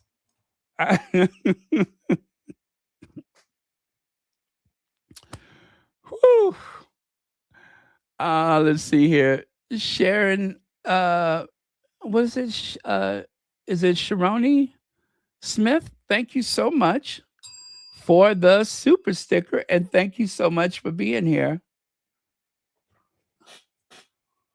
Let's see. You're exactly right. The first signal, think about the wasp that is leaving. The second signal, the whales is not doing so great with the public, and spot on with the military point. Thank you, Lady Sussex. Yeah. Yes, Harry is very well respected. And in spite of everything, this is why the derangers, if they, they have a petition to remove Harry from the Invictus games. Harry's leadership is such that when Harry proposed the Invictus games, when he mentioned to William what he was planning to do, William's first thought was, where are you going to get the money from? And Harry's like, listen, we got money that I raised that is just sitting there. Well, that's not enough money. I'll get the money. I will get the money.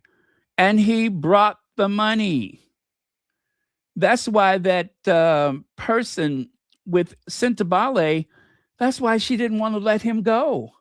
That's why she was so angry, because she was counting on Harry to bring the money, to show her the money. She had designs on him like you couldn't believe. And you could see Harry distancing himself from her. I mean, I look back at some of those videos and I could see how Harry was distancing himself. It was like, I feel like the last time that they were together, and I don't mean at the polo match, I mean when they had that dinner, I believe Harry was doing his own little survey, his own investigation, and that he had already decided that he was going to remove himself as the founder and of the Centre Ballet, because he already had seen the writing on the wall. I just feel bad about that, because I was so excited to see a woman of African descent in that role. I was excited about that. I thought it was a show of progress.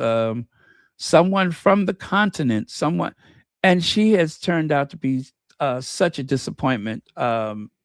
Sophie Chandaka, she has turned out to be such a disappointment, and that really breaks my heart. And on top of that, a liar, and on top of that, a manipulating liar. She literally sat there on the television spewing out all of that misleading information.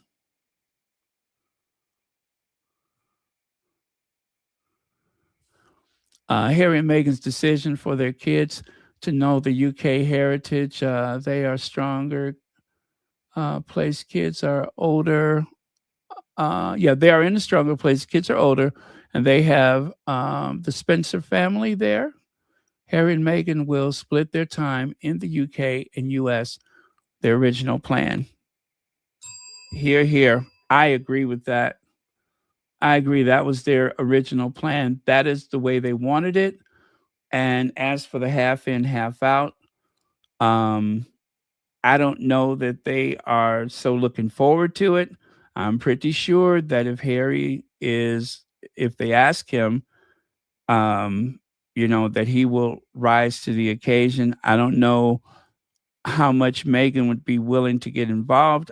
However, I'm sure that Meghan would accompany him on some occasions. And then don't forget, Meghan also left behind a couple of patronages of her own. So there's that to consider. And you guys, let me remind you, Well Child, Scotty's Little Soldiers, Harry was scheduled for both of those in September. And who knows? Maybe he will show up with the kids. Maybe. You guys, September has always been huge for the Sussexes. You think about it. It has always been a big time for them. So everything seems to, September sets the pace well into spring, right?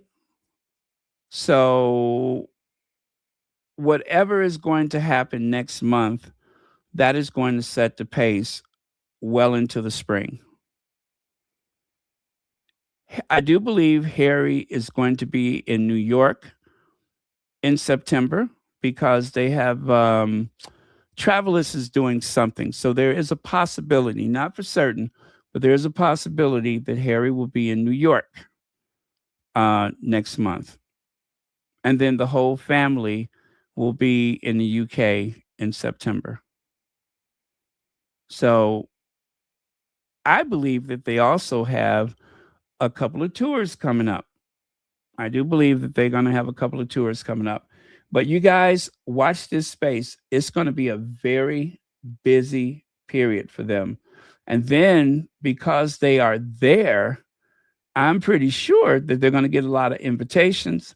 I don't know if they will. I think they'll be very select about what they participate in, of course, as they have all along. They have always maintained a great deal of dignity as a member of the household. They have always conducted themselves with an eye toward their position. And no matter what the derangers say, no matter what the press say, I still believe that they have behaved in a very respectful manner. So, but thank you, Lex, for the super chat. Lucy Law says, there's no betrayed guys. None of us know the ground security situation. Let's not forget Charlie Kirk. I trust they know what's best for their family. Thank you very much, Lucy Law.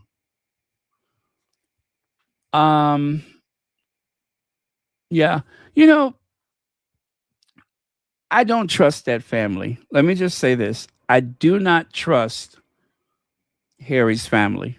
I do not trust them. I do not trust them.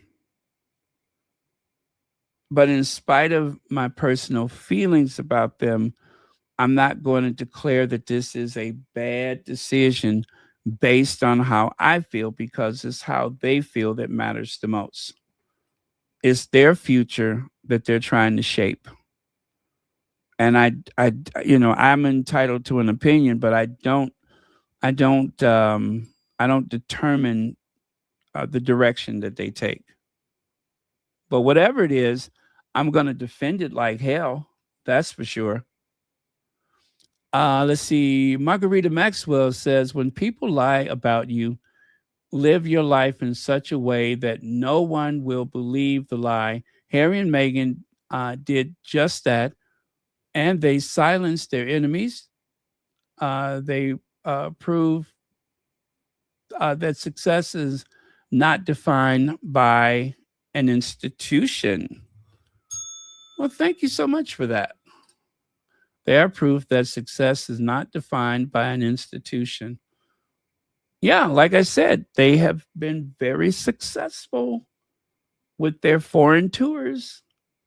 Will and Kate have only the Caribbean tour. That's the only thing they have. And then a Kate, of course, with those two forgettable trips, one to Denmark, where they're still trying to figure out why she came over there. And then, of course, the one to Italy, equally confusing. I believe that the mayor of some town gave her something. But aside from that, we're still trying to figure out exactly what is early years. What is the shape of us? Nobody knows. Nobody knows. The only thing we know is that Kate Middleton keeps telling kids there's something wrong with their brains, right? That's the only thing that we've learned, is that Kate believes that there is something wrong with children's brain. Thank you for the super chat. Wow, you guys, this has been, let's see. Lucy Love says, also, guys, it doesn't seem permanent. The reporting states is for an extended period, so not forever. Thank you. Thank you very much for that. Um, they still have their home in California. This is, I don't know what the schedule for the school is for the kids. I just know they start in September. So, no, it's not permanent. So, wherever Doria is at this time, I'm pretty sure she's picked out an outfit for the tea house ceremony. And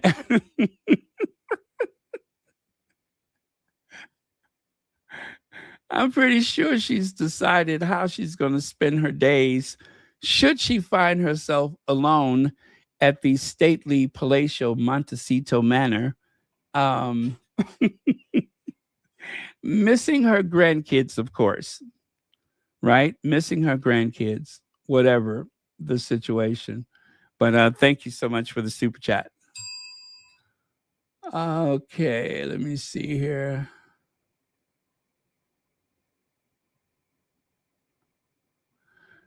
Yes, they confirmed non-working status. You know what? Since some people have just joined us, I think I'll go back and I will play the BBC's remarks from earlier. And just so we're all caught up. Let me see here.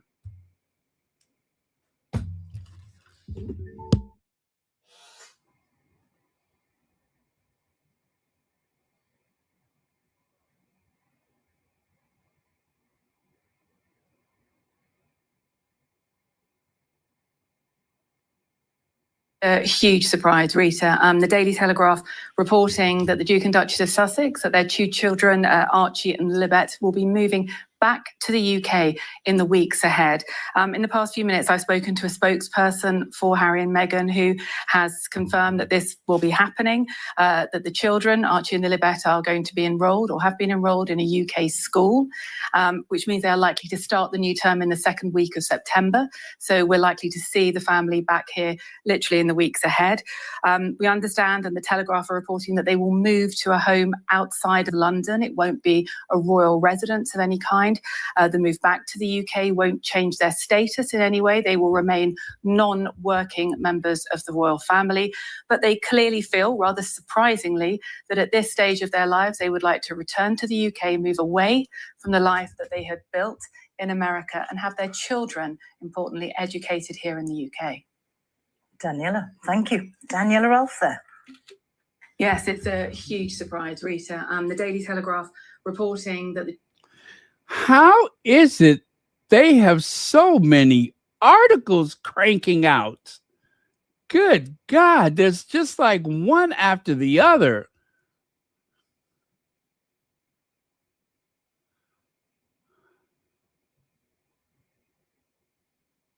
Harry and Meghan already have a house lined up to live in, and it's not a royal residence.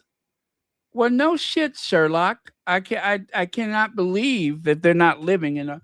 Of course, it's not a royal residence. Why would they live in a royal residence?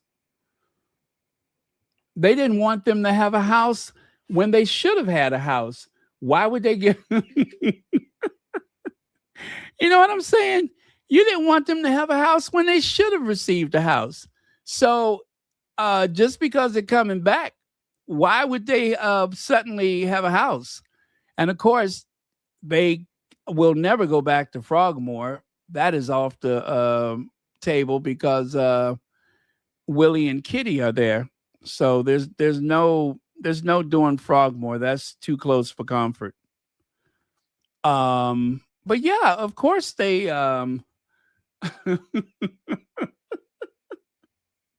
how stupid. How deliberately stupid. Of course they're not going to a royal residence. Why would they? Oh my God, these people, I'm telling you, sometimes these people just give me gas. They really do. I could just blow any minute. They give me gas. I am combustible at this point. combustible with frustration. Let's see here. Okay.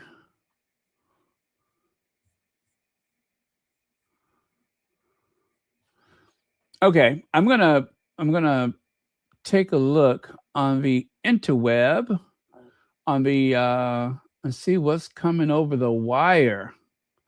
Because I'm telling you, they are cranking out the news fast. How do you guys think that the Spencer book ties into this? Do you think this has anything to do with Charles Spencer writing that book? You know what I mean? Why would he have the book on the 29th year rather than the 30th anniversary? That seems a bit sus to me. You know what I mean? That book seems like it would have been better suited. Uh-oh. Oh, no, that's about the book. Okay. I'm trying to see if I can grab another interesting soundbite. But please keep the comments coming because this is so interesting.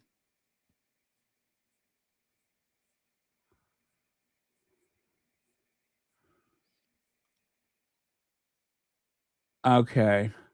Yeah, interesting. I don't see anything. Well, we're going to have a lot tomorrow for sure. And at least one of the squatties was like, I'm going to bed early tonight. I think she was a bit frustrated. But she was like, yeah, I'm going to bed early tonight.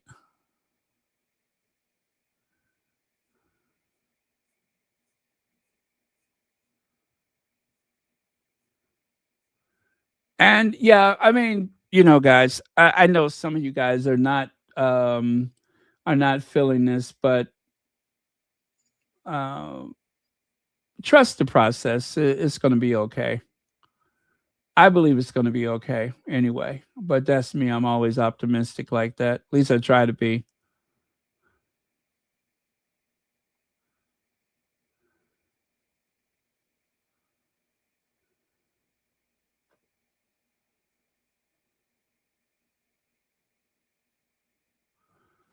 Okay. Let me take a look at some more of your comments here.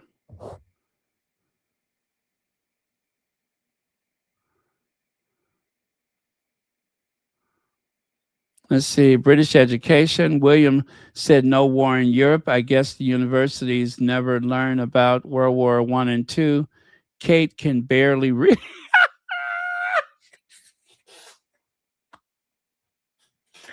Listen, there is a fine tradition of the British education. Don't use Will and Kate as an example.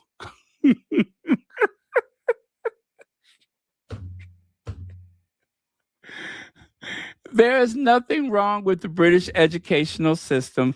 Yes, they don't really cover enough of the uncomfortable points in history, but look at how many heads of state, how many dictators and monarchs owe their education.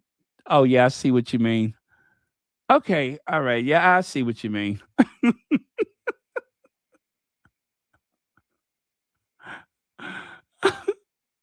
Now listen, I think that you're being kind of hard on Kate Middleton.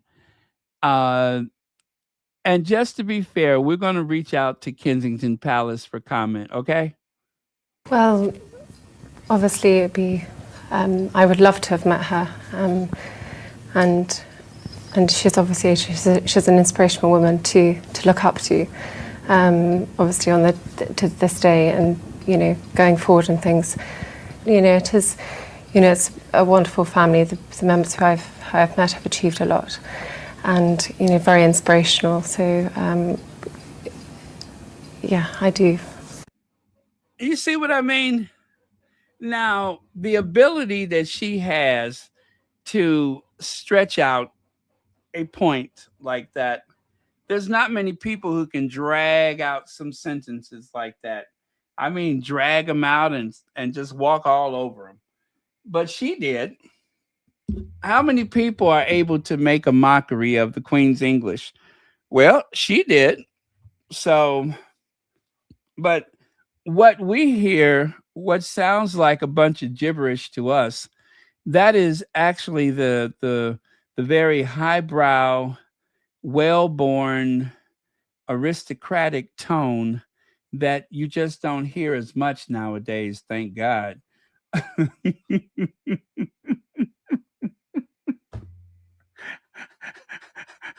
Woo!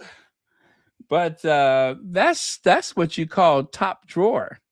There's a certain refinement in her speech, and I just don't think you all appreciate it enough. That is as highbrow as it comes. That's top drawer.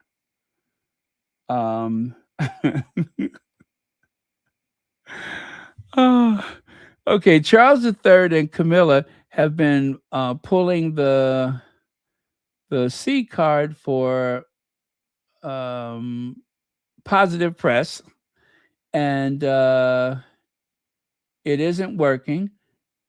I think they leaked because the British media and Charles III wanted a distraction. Okay. Yeah, I do think that this is a leak. I think it was leaked, and then the Sussexes had to follow up with a confirmation. So thank you for the super chat. And let's see, remember, this announcement didn't come from the Sussexes, although the UK media want you to think that British media, British royal family are being eviscerated, need to distract. Yes, thank you, Legs. Yeah, it's very important to note that this did not start with Team Sussex. This was leaked by someone at the palace. They leaked it and then pretend like Charles has been ambushed. And instead of saying that he only just heard about it, now they're just saying he only had a few days. Well, hell, if that is the truth, how much time does it take? There's no way that the Sussexes were shopping for a home and Charles did not get wind of it. There's just no way. I refuse to believe that. I think the press is probably a bit disappointed because in spite of all of their resources, they really haven't been able to figure out how the Sussexes were able to maneuver and even gone as far up as some island in Scotland, and they had no clue about it until Meghan posted those pictures. Let's see, Harry and Meghan would have been there quietly, but leaked it. Yeah, they would have been there quietly, and but then somebody leaked it. So thank you very much. Yeah, they could have been there for who knows how long before anyone, got wind of it. So the palace, obviously, needing a distraction, are the root of the leak. And from between now and tomorrow, or maybe even sooner, we're going to get all kind of information about Will being betrayed and being left out, and that he's incandescent with rage, and that that William is being mistreated. Catherine better be careful. Look out! Here comes Meghan. All that kind of nonsense. They are going to do all of that and then some.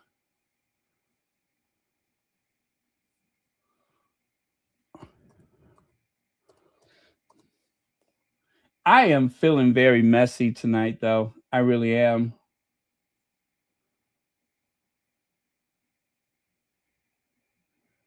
Oh, you know what, guys? One of the derangers, okay, they have the article, King Charles has been blindsided by Harry and Meghan's move back to Britain. Well, one of the notorious haters says, no, he hasn't. This is why his senior advisor quit. So even one of the biggest derangers, not a member of the press, but a deranger, is saying that.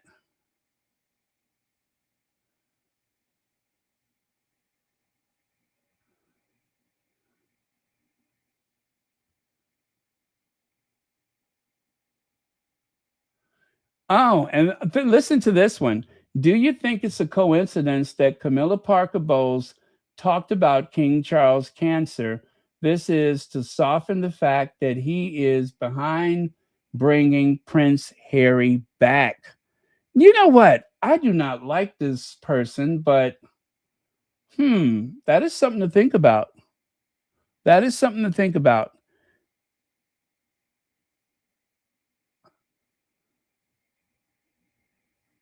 Huh. This is why Camilla leaked about the cancer. Let's see. Should be Palace.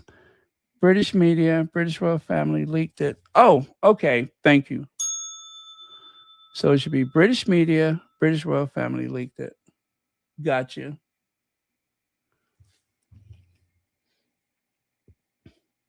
Guys, what do you think about that? What do you think about that? I'm going to go just tell you who said that.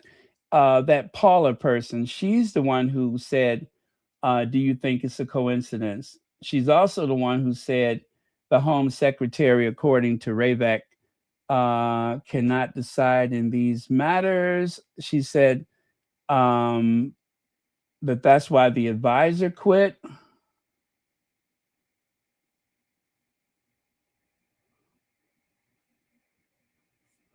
Huh.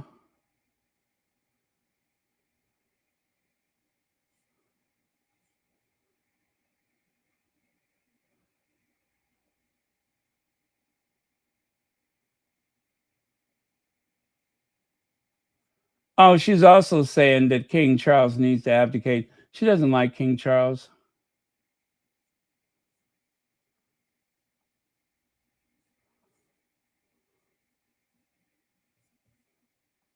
And there's a few people. They seem to have this big investment in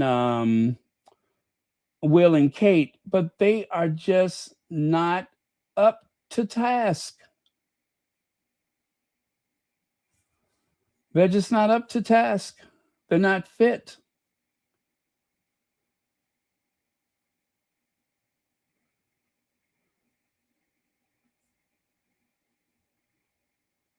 Oh, ooh. You guys, listen to this. Now listen, well, you know what? Never mind. This is just unnecessary gossip. We'll hear about it later. We will hear about it later. But if it's true, well, yeah, that's enough of the derangers. Actually, it's not the derangers, it's one of the tabloids. I don't believe it though. Not until I hear it from the Sussexes. Sorry about that. I feel like I'm kind of being a bit of a tease, but it's just going to be so much stuff coming out, and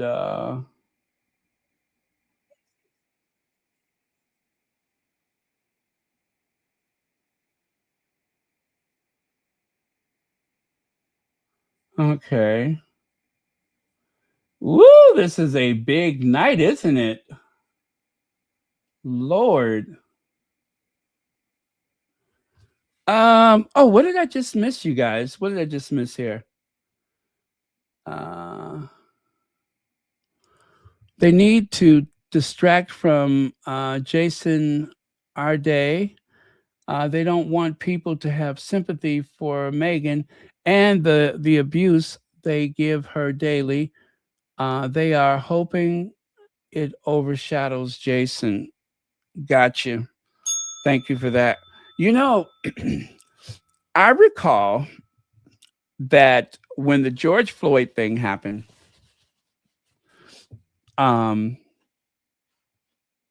avoiding saying the M word, but when that situation happened, I don't know if anybody else recalls this, but there seemed to be a point where Hoghead Pierce Morgan seemed to back down from his daily abuse of Meghan.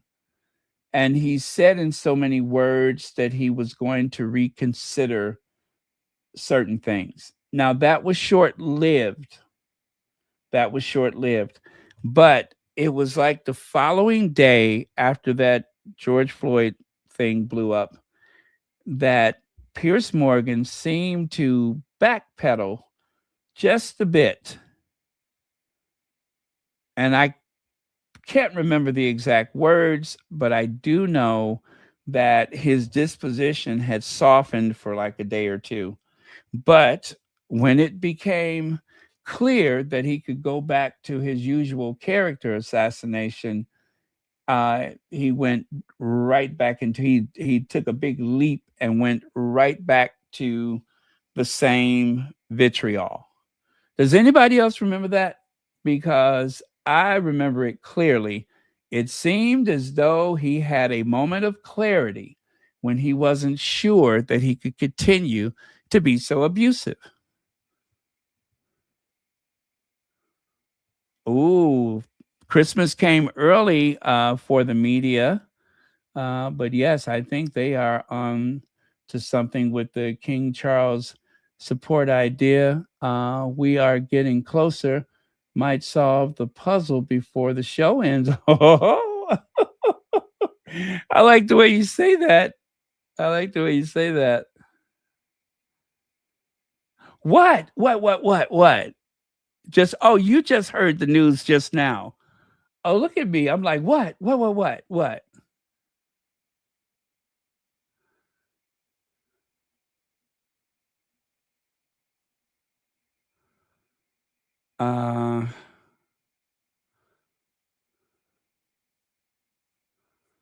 Oh my goodness. Mm.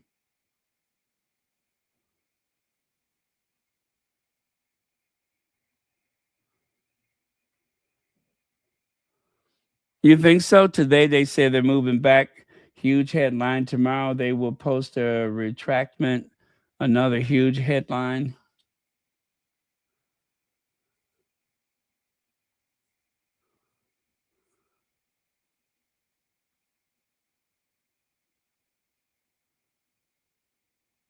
You know, it's time sensitive. It is time sensitive. There are certain things that need to be in alignment while there is time. And whatever it is the Sussexes need to do, they will have a better opportunity now rather than when William takes the throne. I don't know what everything is. You all don't know what everything is. Nobody knows except for the Sussexes where they are angling for the future. But I'm sure we all could agree that their chances would be better with Charles than it would be with William. William is too much of a wild card. He is very unpredictable. Charles is indecisive, and we know that about him. Charles is petty, and we know that about him. There's nothing unknown about him. But William is quite volatile. And I tell you what, I'm going to give William credit for suppressing his hostility in public. Somehow he has managed to suppress a great deal of that hostility. But from what we hear behind closed doors, he can really be a nightmare.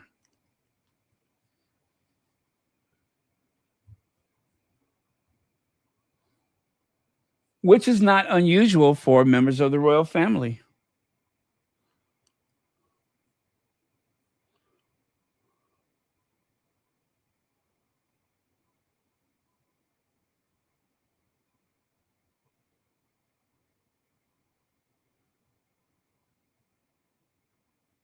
William and Kate are about to work like never before.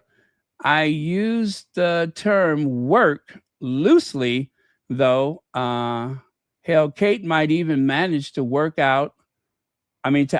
that is, the Duke of Kent this year. Kate might actually manage to outwork the Duke of Kent. Now, that would be progress. That would be progress. If Kate manages to outwork the Duke of Kent, I am going to send her some flowers myself. I am going to send her a greeting. If she can outwork the Duke of Kent, I'm going to send her a bouquet of flowers. I just need to know what she's allergic to. That's all I need to know is what's her allergies, and then I'll know exactly what to do.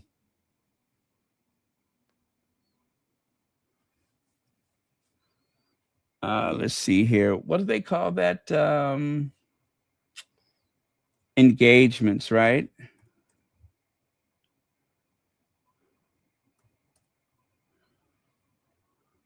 They're royal engagements. That's what I'm looking for, is that chart.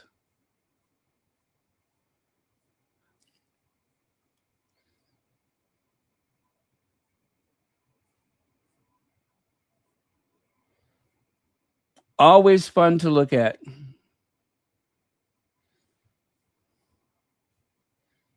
Oh, man, that didn't open.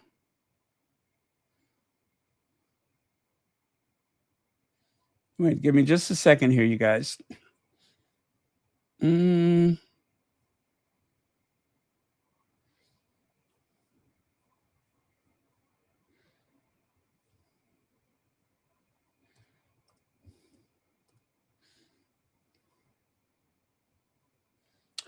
There we go. I found exactly what I was looking for.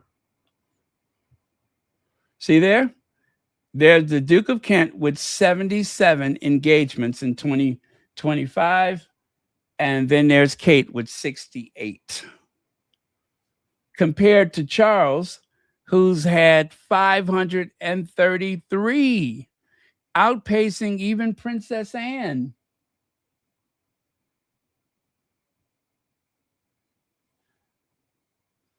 Let's see. Your brilliance, my brother Baron, is on the next level. You are touching on those ideas, a little here, a little there. We will get it all in time. Thank you very much for that. I like to say it's a group effort, though, because I tell you, if it wasn't for some of the other squatties, where would I be right now? I do lean heavily on a few people, but I think it all comes together. But thank you so much for that.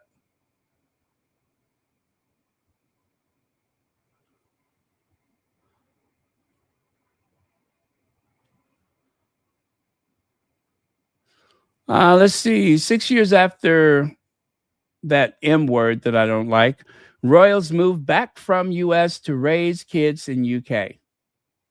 Harry and Meg coming home. That was in the Sun. The Daily Telegraph. Harry's coming home. Oh my goodness, this is going to be such a wild couple of days. Well, I had planned this before that news, so I don't know, maybe I'll save this for tomorrow, but it was to do with the Earl Spencer's book.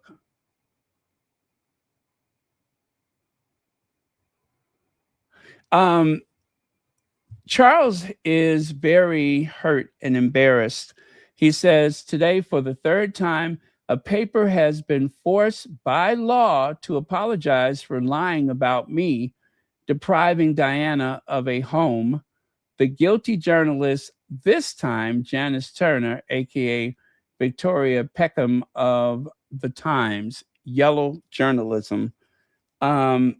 He is feeling very, very hurt by people assuming that he denied Princess Diana the ability to return to Althorpe, fearing that she would bring a bunch of paparazzi and such. He says that's not true. He says that there's a list of properties that were not even necessarily on the Althorpe estate itself, but that there's a list of properties in the Spencer family portfolio where Diana could have taken the boys to be away from the press. So he denies it. Now, I have to admit, I believe that that was true myself, that he denied her, but he says that that simply is not true. So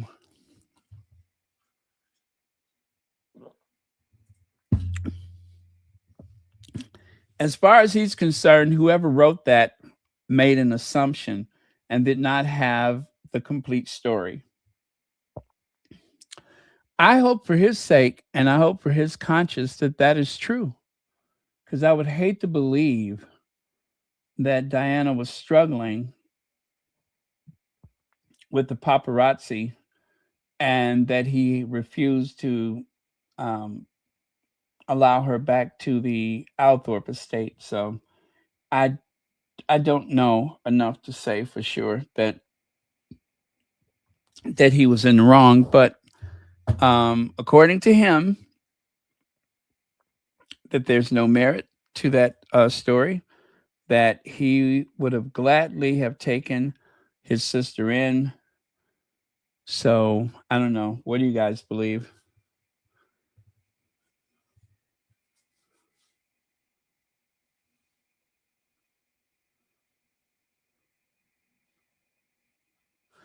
You know, that's interesting. Soon they will backtrack and say that it's only Harry coming and Meghan will stay with the kids in the US.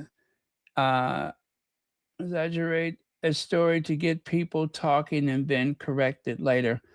I don't think that that's the case this time, but I understand what you're saying, but I don't think that that's the case.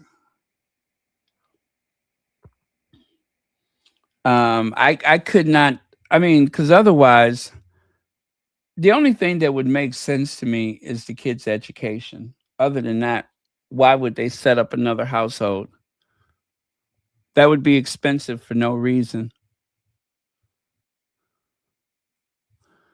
Leg says, I believe the British media had an embargo. They have been leaking hints of this for weeks. Now, after Jason Arday, they want to prove that they have inside knowledge, and who best to knock Jason Arday off the page? Legs, they have been hinting. That is so true. They have been hinting left, right, and center. They really have.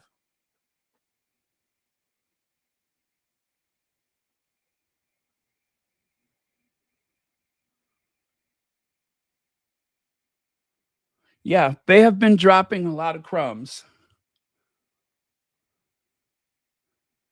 And I was wondering, why do they keep talking about them coming back? But they've been talking about this for quite some time.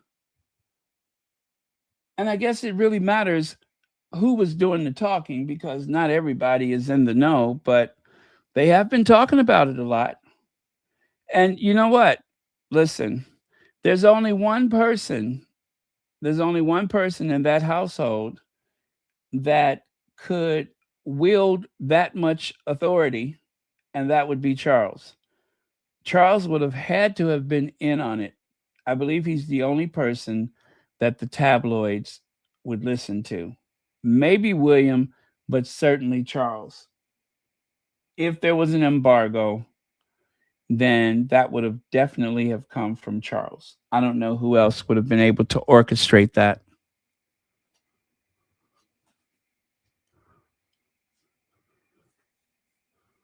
That's the only way I could see that happening.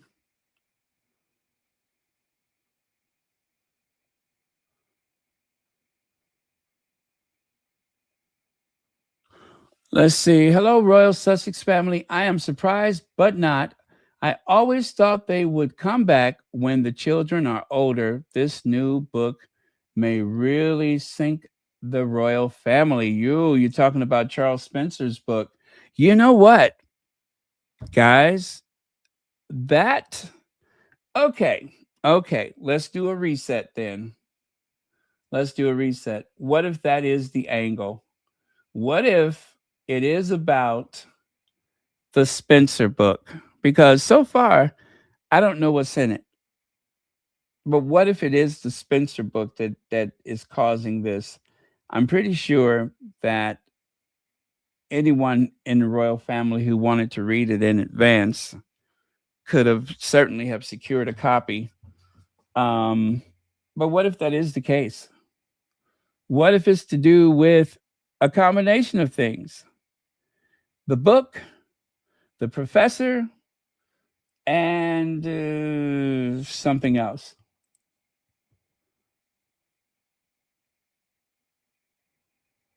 Huh. So Carmela has been lipped at the bar. Oh, thank you, Legs. So are you saying that the spiritual mother of Great Britain is at some tavern, some pub somewhere, taking a sip of ale and whinnying like a horse and blurting out all kind of information? Is that where we're going with this? Because if it is, I like it. As a matter of fact, if it is, I love it.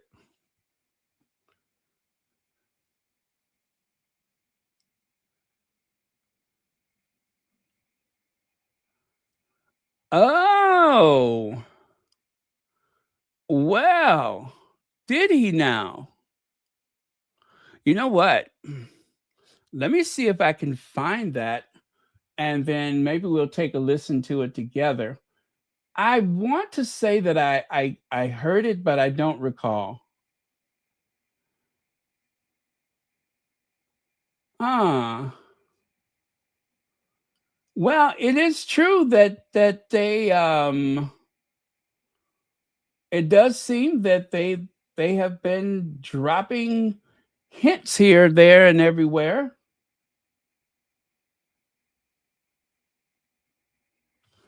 Okay, let me see.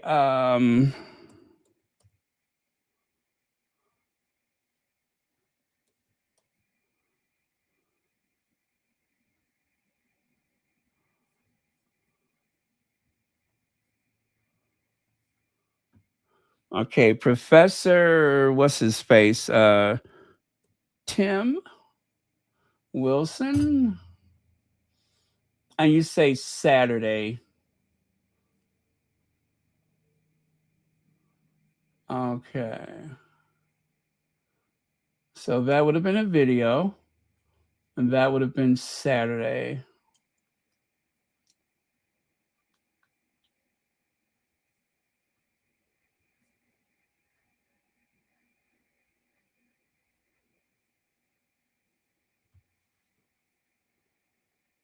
Oh God, he has a lot of videos since then.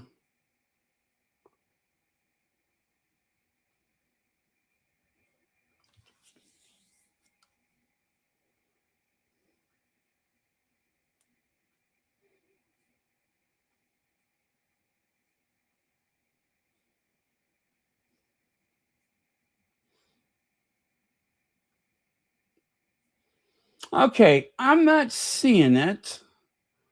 And I've gone back like 5 days. So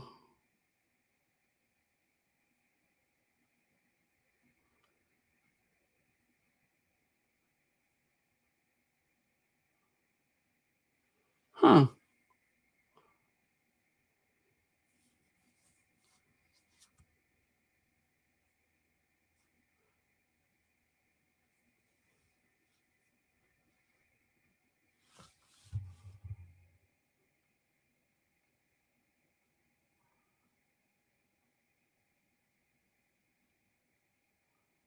Oh well. Yeah, I'm not finding it for some reason.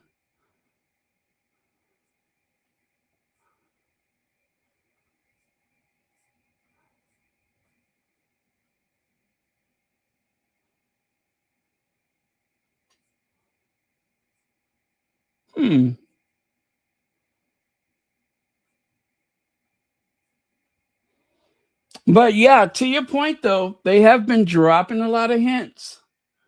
That I have to say, I have noticed is that they have been dropping a lot of hints about it.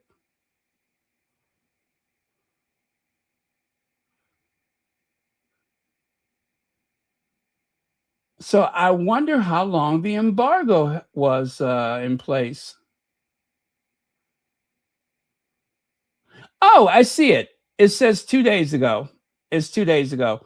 Okay, let me do this one. Okay, yeah, it says 2 days ago. I think I went too far. So give me a second here, and we're going to see what Professor Wilson said about Harry coming home. This should, you know what? This is going to be very interesting, just to see the contrast, I believe, of what's said today compared to, let me see.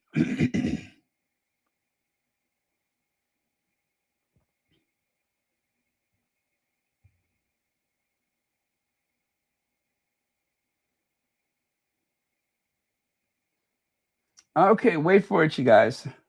We will listen to it together.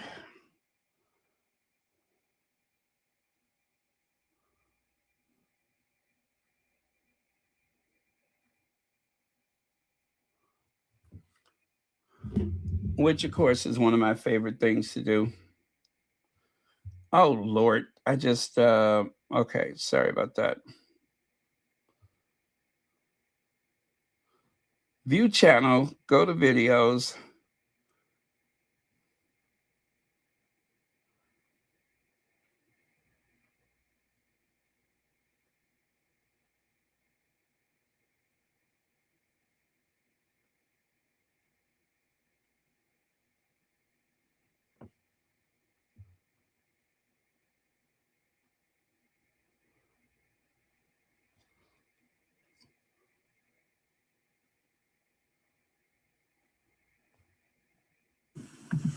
Something significant is happening with Prince Harry, not a dramatic restoration to royal duties, sadly, not Sussex Royal Mark II, not Harry appearing on the Buckingham Palace balcony waving enthusiastically while somebody quietly searches the cupboards for the spare uniform.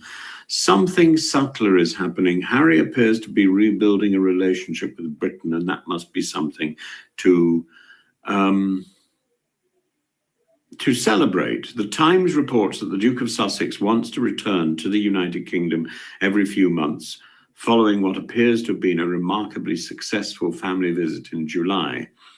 Harry is expected back for roughly a week in September, principally for a well child and work connected with the 2027 Invictus Games in Birmingham.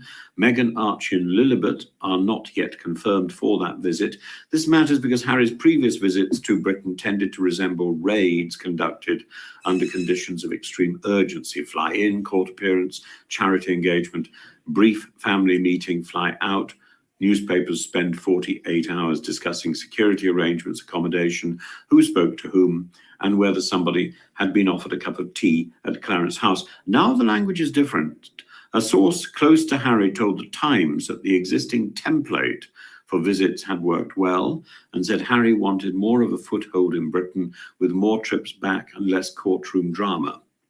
The Mirror carries the same account, reporting that Harry intends to come back and forth a lot more every few months. That sounds less like a visit and more like a pattern of life, and the catalyst seems to have been July. Harry, Meghan, Archie and Lilibet were hosted by King Charles and Queen Camilla at Highgrove. For Charles, this was especially important because he'd not seen his California-based grandchildren in person for more than 4 years.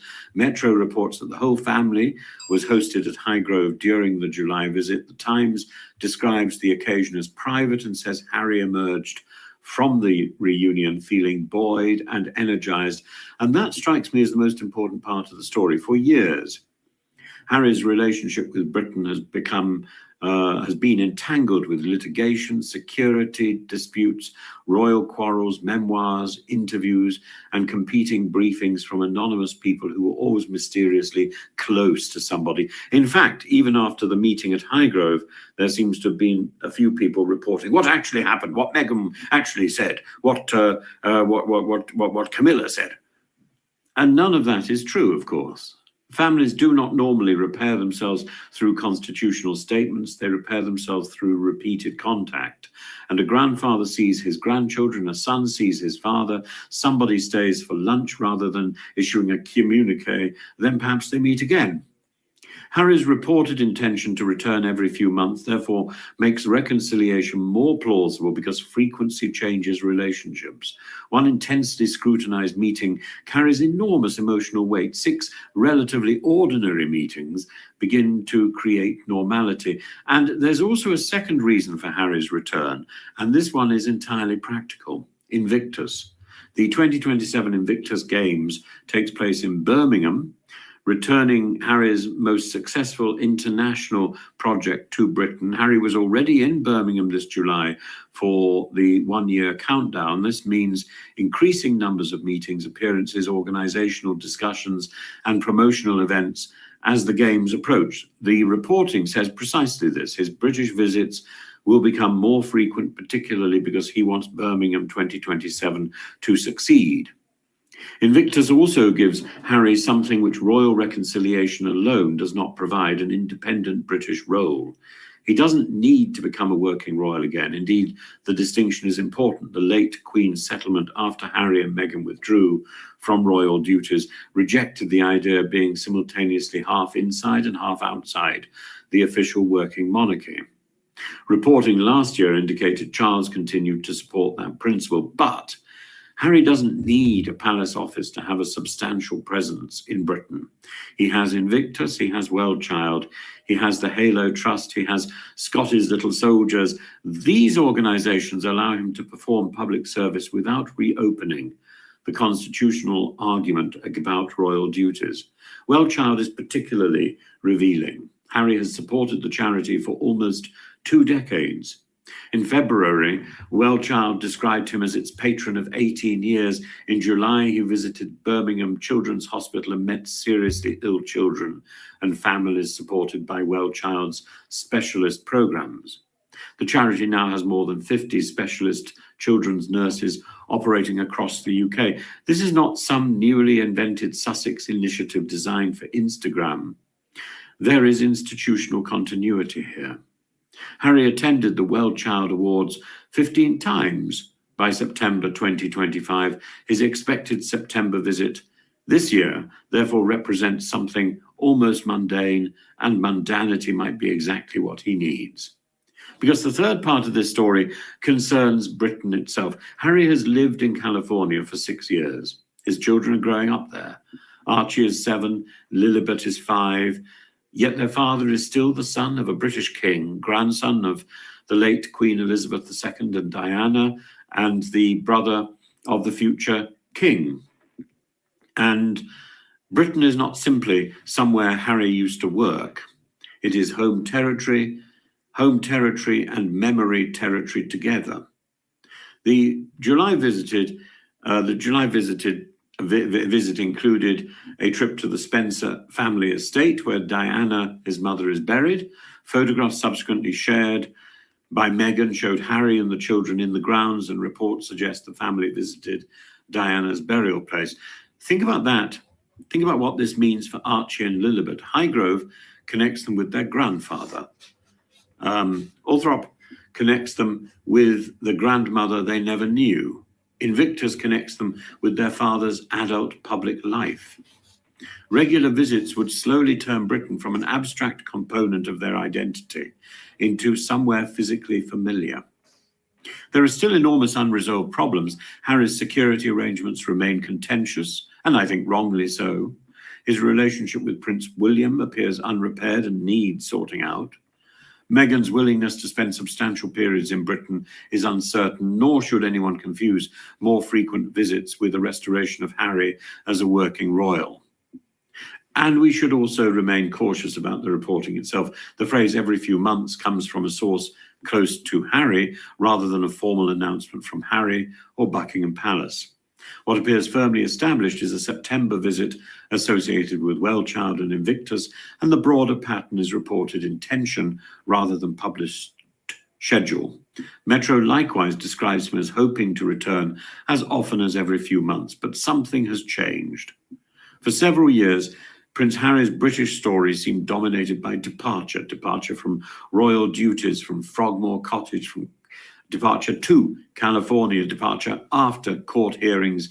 Now the vocabulary is about return, not permanent return, not royal restoration, not reconciliation completed and tied beautifully with a ceremonial ribbon, but return as habit, return for charities, return for Invictus, return so his children might know their grandfather, return perhaps because after years spent fighting over Britain, Harry seems to have remembered something simpler, that he misses parts of it. And perhaps that more promising phrase is, in all this reporting, is not every few months. It is the much less dramatic comment attributed to Harry's circle. He always loves seeing his family. And for a family whose disagreements have spent years becoming international entertainment, the route back was never likely to involve one magnificent summit meeting. It was always more likely to involve something quieter. Come home, see your father, bring the children, then do it again. Wow, that was Professor Tim Wilson. And that is what he said before this news came out. It came out a couple of days ago where he was mentioning the possibilities of Harry returning back to the UK. So, as it's been said, I think you said that, Legs, that they have been dropping hints left, right, and center. Or was that Hazel? I forgot. But anyway, it was said that they have been dropping little hints here and there. Lex says, remember when the docuseries dropped, they were saying that the Sussexes were doing a Kardashian reality show. The British royal family couldn't say anything. Then the documentary. Okay. Thank you very much for that. And did Wank buy Forest Lodge because they knew Harry and Meghan bought a new home? Have they leaked details of the embargo news to Tom Sykes?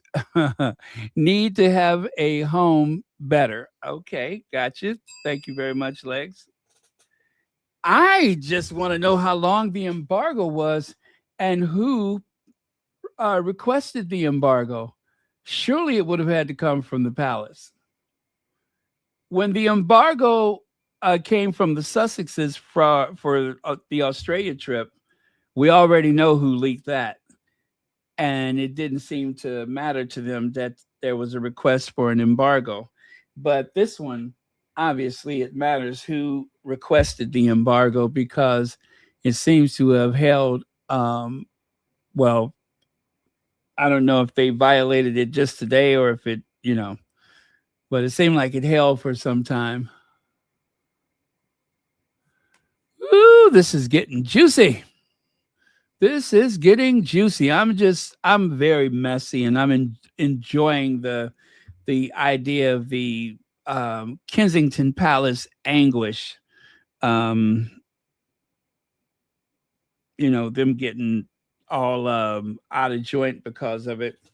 But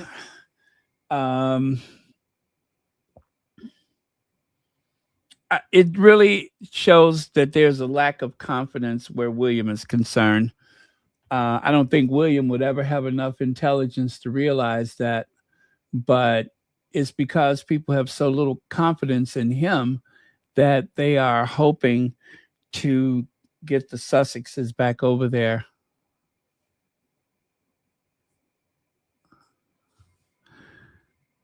Oh, wouldn't it be something if William handed BAFTA over to Meghan? He don't like to do it anyway. I mean, of course, that would never happen, but ooh, wouldn't that be something? if he hands over the BAFTA awards to Meghan, somebody who would actually, could you imagine how hard Meghan would work on behalf of the theater or the movies or whatever? Could you imagine?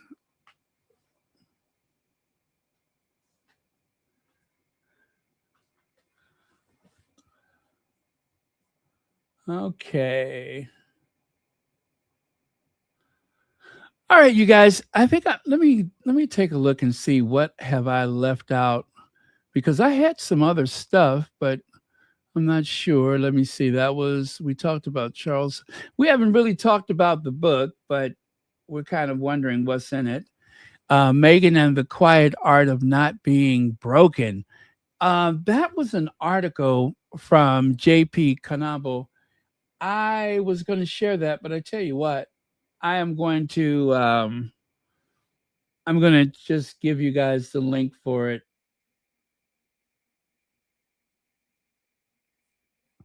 Yeah, I think I'll just give you the link and let you do that. That'll be your little homework. That will be your homework. The Quiet Art of Not Being Broken. Okay. It's not a huge article, so you'll breeze right through it. But here is the link for that. Check it out at your leisure.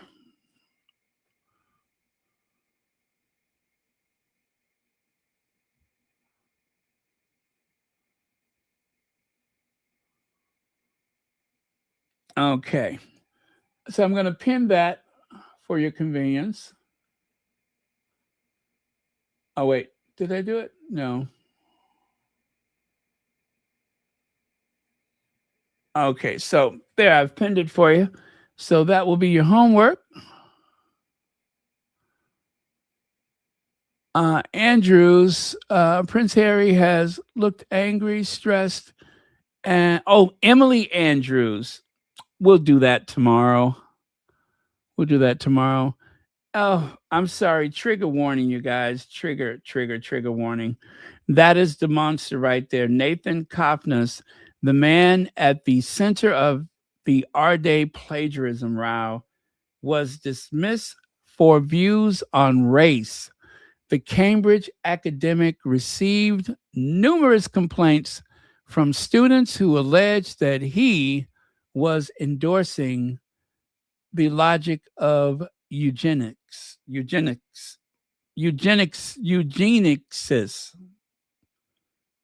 Yes, I believe that's right.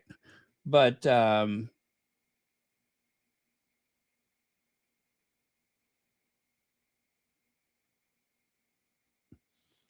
okay. He's a monster, right? And I'm going to share this one. That is the Champagne. Oh gosh, I forgot what he calls himself. The Champagne Socialist. I'm going to share his words. The Champagne Socialist. He's good.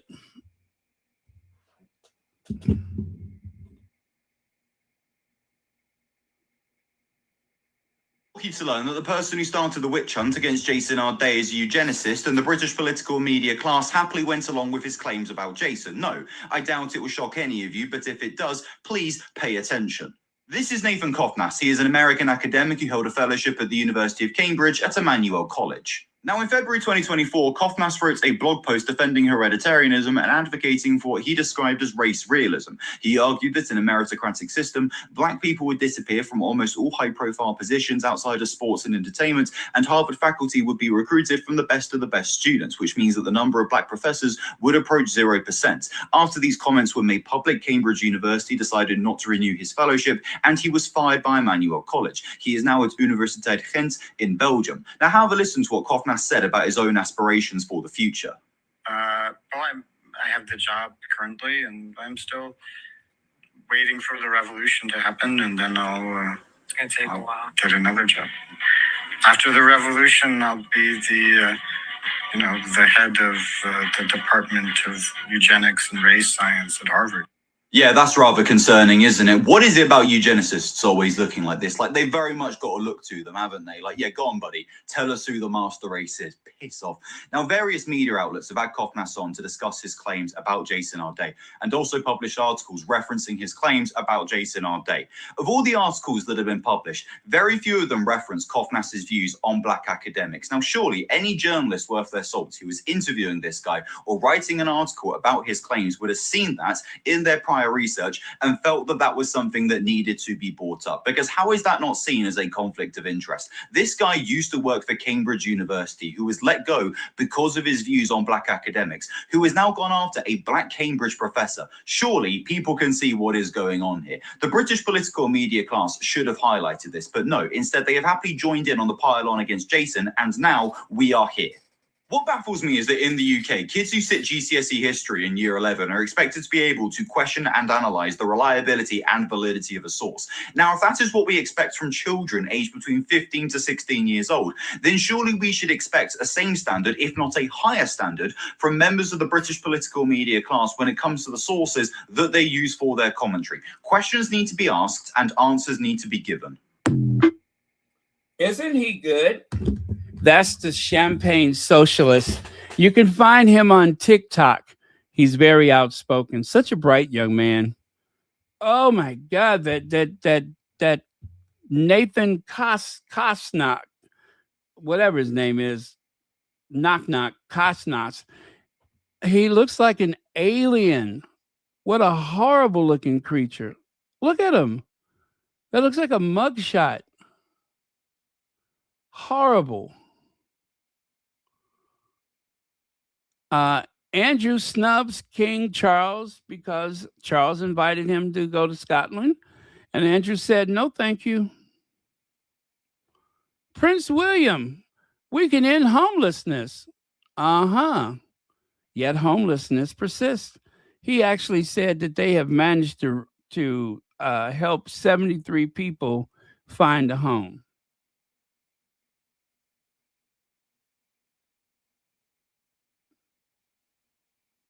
Not 7,300, not 73,000, 73.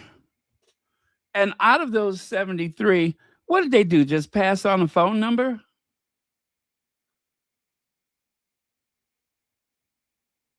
I refuse to believe that number is accurate. I refuse.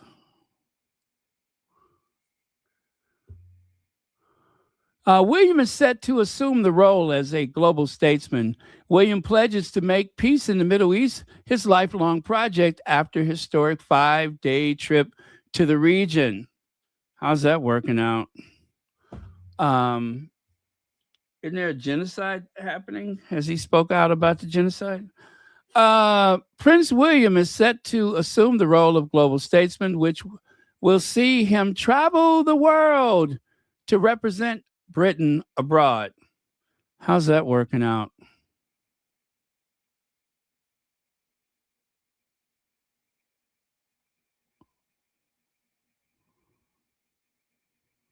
Well, let me see. That is tiny print.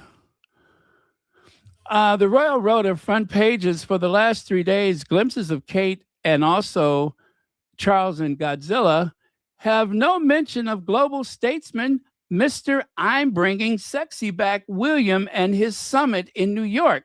Not even a cheeky pic of him in his waders.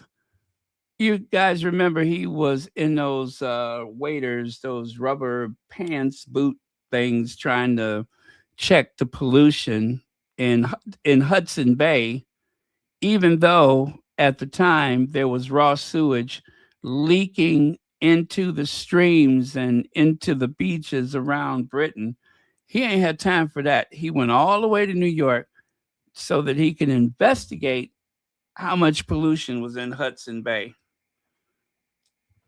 Well, that's interesting. Now, what does it say at the bottom? I noticed it when I went to the shop. Not one front page for Willie magazines, mostly Kate, and a few for Meghan, but none for Willie. Not many are interested in Willie without Kate. Maybe he's starting to realize being heir doesn't make you a favorite. That's why he needs the whole of the media. Yeah, that was that ill-fated trip to New York City when William, oh gosh, I know, let's see, Mayor Adams faked him out and stood him up. Also, the British ambassador, he was supposed to come and sit with William at the ambassador's residence or something for a meeting with, oh gosh, I forgot who he was meeting with, but that didn't work out. I mean, it's just one thing after the other. Yeah. Yep, always doing extra, Willie. Always doing extra. And it just did not work out. Let me see. Prince William's homeward cities have seen huge increases in, guess what? Homelessness.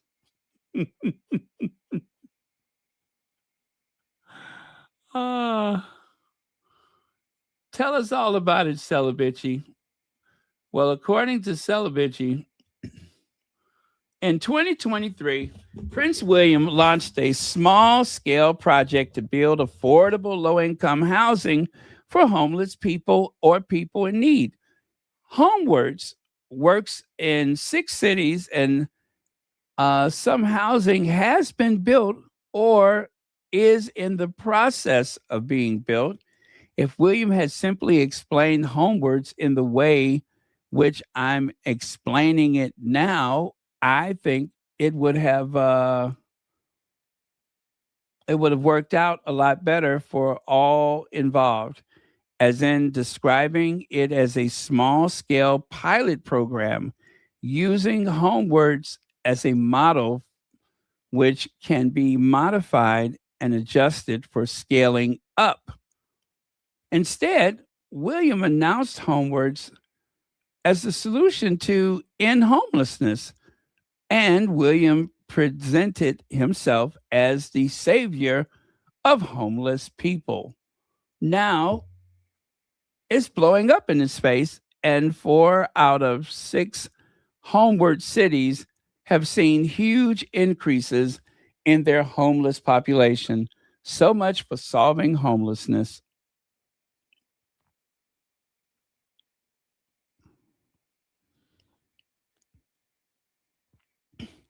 Obviously, Prince William is not solely responsible for skyrocketing homelessness numbers. It's, as I said, the reason why these numbers are being thrown in William's face is because William has spent years overpromising and underdelivering. His messaging on one of his signature issues has always been chaotic at best and wildly hypocritical at worst. His office literally announced a homeless project while William was on vacation. William moved into his 7th forever home less than a year ago. Just a few months ago, he spoke about getting banks to share private citizens' data to predict homelessness and or illegally monitor people living paycheck to paycheck. Instead of using Homewards to scale up in an intelligent way, William has treated this small program like it's one and done, thing for him. Remember, this is next time William drapes himself in his homeless savior cloak. Yeah, so remember next time he puts on that homeless savior cloak, that he's not really helping anybody. I'm pretty sure those 73 people would have found some, or at least 73 people. I'm not going to say that same 73 people, but it's just a flash in the pan, whatever it was. And I doubt if William was instrumental. If there was housing being occupied by someone who was homeless after William made the case that he was going to do something, then they would have had a big feature of focus on that particular residence. But because we haven't seen it, not before the people moved in or after, if they just completed newly built housing, they could have done a walkthrough. Hey, this is the housing. This is what we're offering. But we have not seen that because I don't believe the housing exists. And if they're working on it, that's one thing, but I don't believe it exists. I don't believe it. And the Derangers are constantly referring to the Sussexes as grifters, and they're stealing the money from the soldiers and so on and so forth. I don't know what kind of oversight that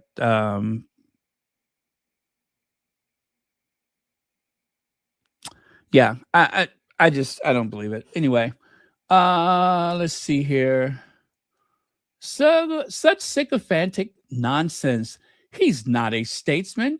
He doesn't have global appeal or influence. He's a dilettante. Well, thank you, Graham Smith.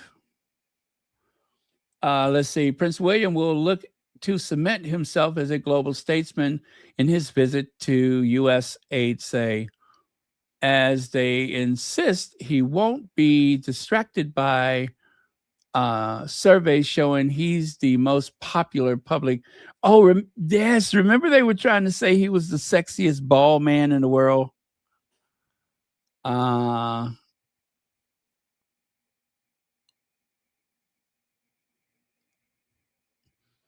Anyway, let's see here. Bad news for Camilla.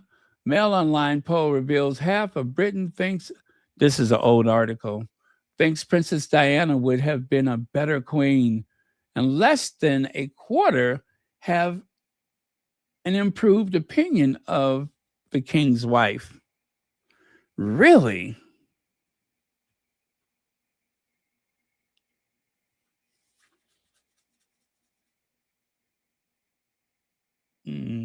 Okay.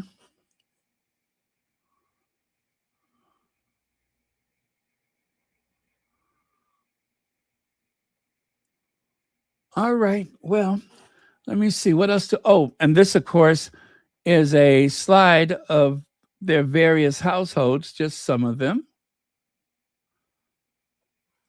Kate Middleton has returned to a simpler style since Meghan Markle left the UK because she doesn't have to compete with an intimidating Duchess. I believe that that's true, that Kate was quite intimidated by Meghan. Oh, do I believe that's true? Yes, I do. She was intimidated.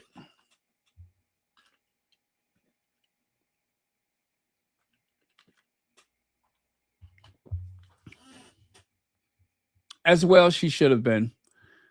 Take a look here. Remember this? This is when they did that Remembrance Day. And they mentioned how Kate Middleton was changing her makeup to look more like Meghan. Yep, all kind of little gestures. She was mimicking her sister-in-law. And there's Meghan with all of her confidence and charm, looking every bit the royal princess. Now, this is the last thing I have for today. I didn't have a chance to verify this, but I'm pretty sure that is correct. She recreated the exact same photo her mom took with her as a baby in 1997, but this time is her holding her own daughter in 2026. The resemblance is unreal.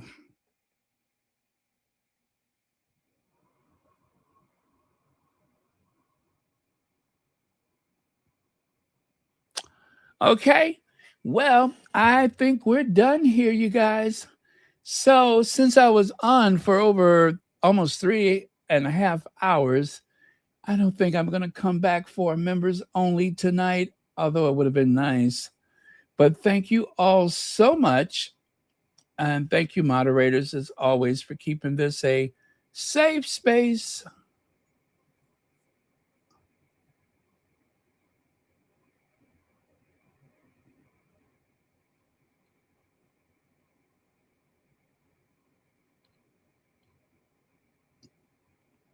Okay. Are we good, you guys? Thank you very much.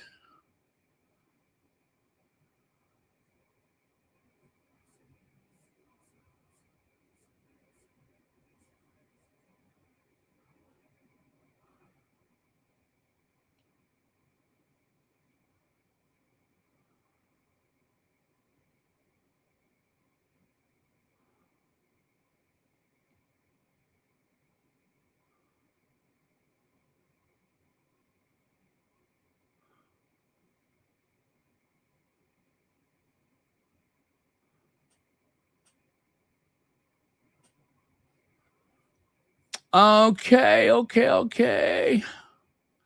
Get back up here. All right. Good night, everyone, or good morning, whichever comes first. Cheers. Love you guys. See you next time.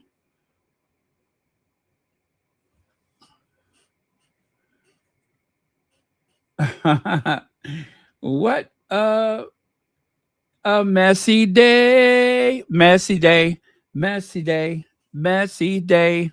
A messy day. And once I looked at this, then I knew it's gonna be a messy day. Messy day. Messy day. I am loving a messy day.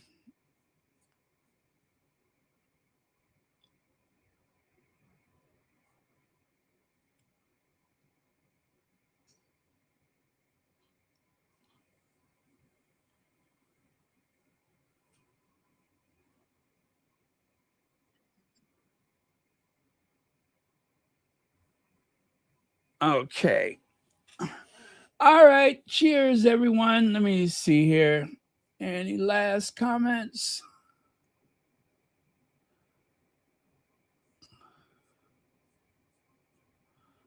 Oh, yes, absolutely. Thank you so much for saying that, Lydia Washington. Yes, Lady Sussex, if you're still listening, it was amazing that you were here. And it was so nice to see you present.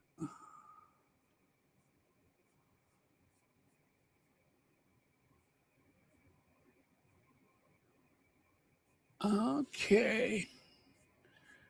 All right. I think we're good. Well, let me close by saying this, you guys. Please try to keep an open mind. Just remember why there is a Sussex squad. That's important to remember. Even if you are a little frustrated or very frustrated or just nervous or afraid, we're here to talk it out, and we'll keep talking about it as long as you want to. Okay. Good night.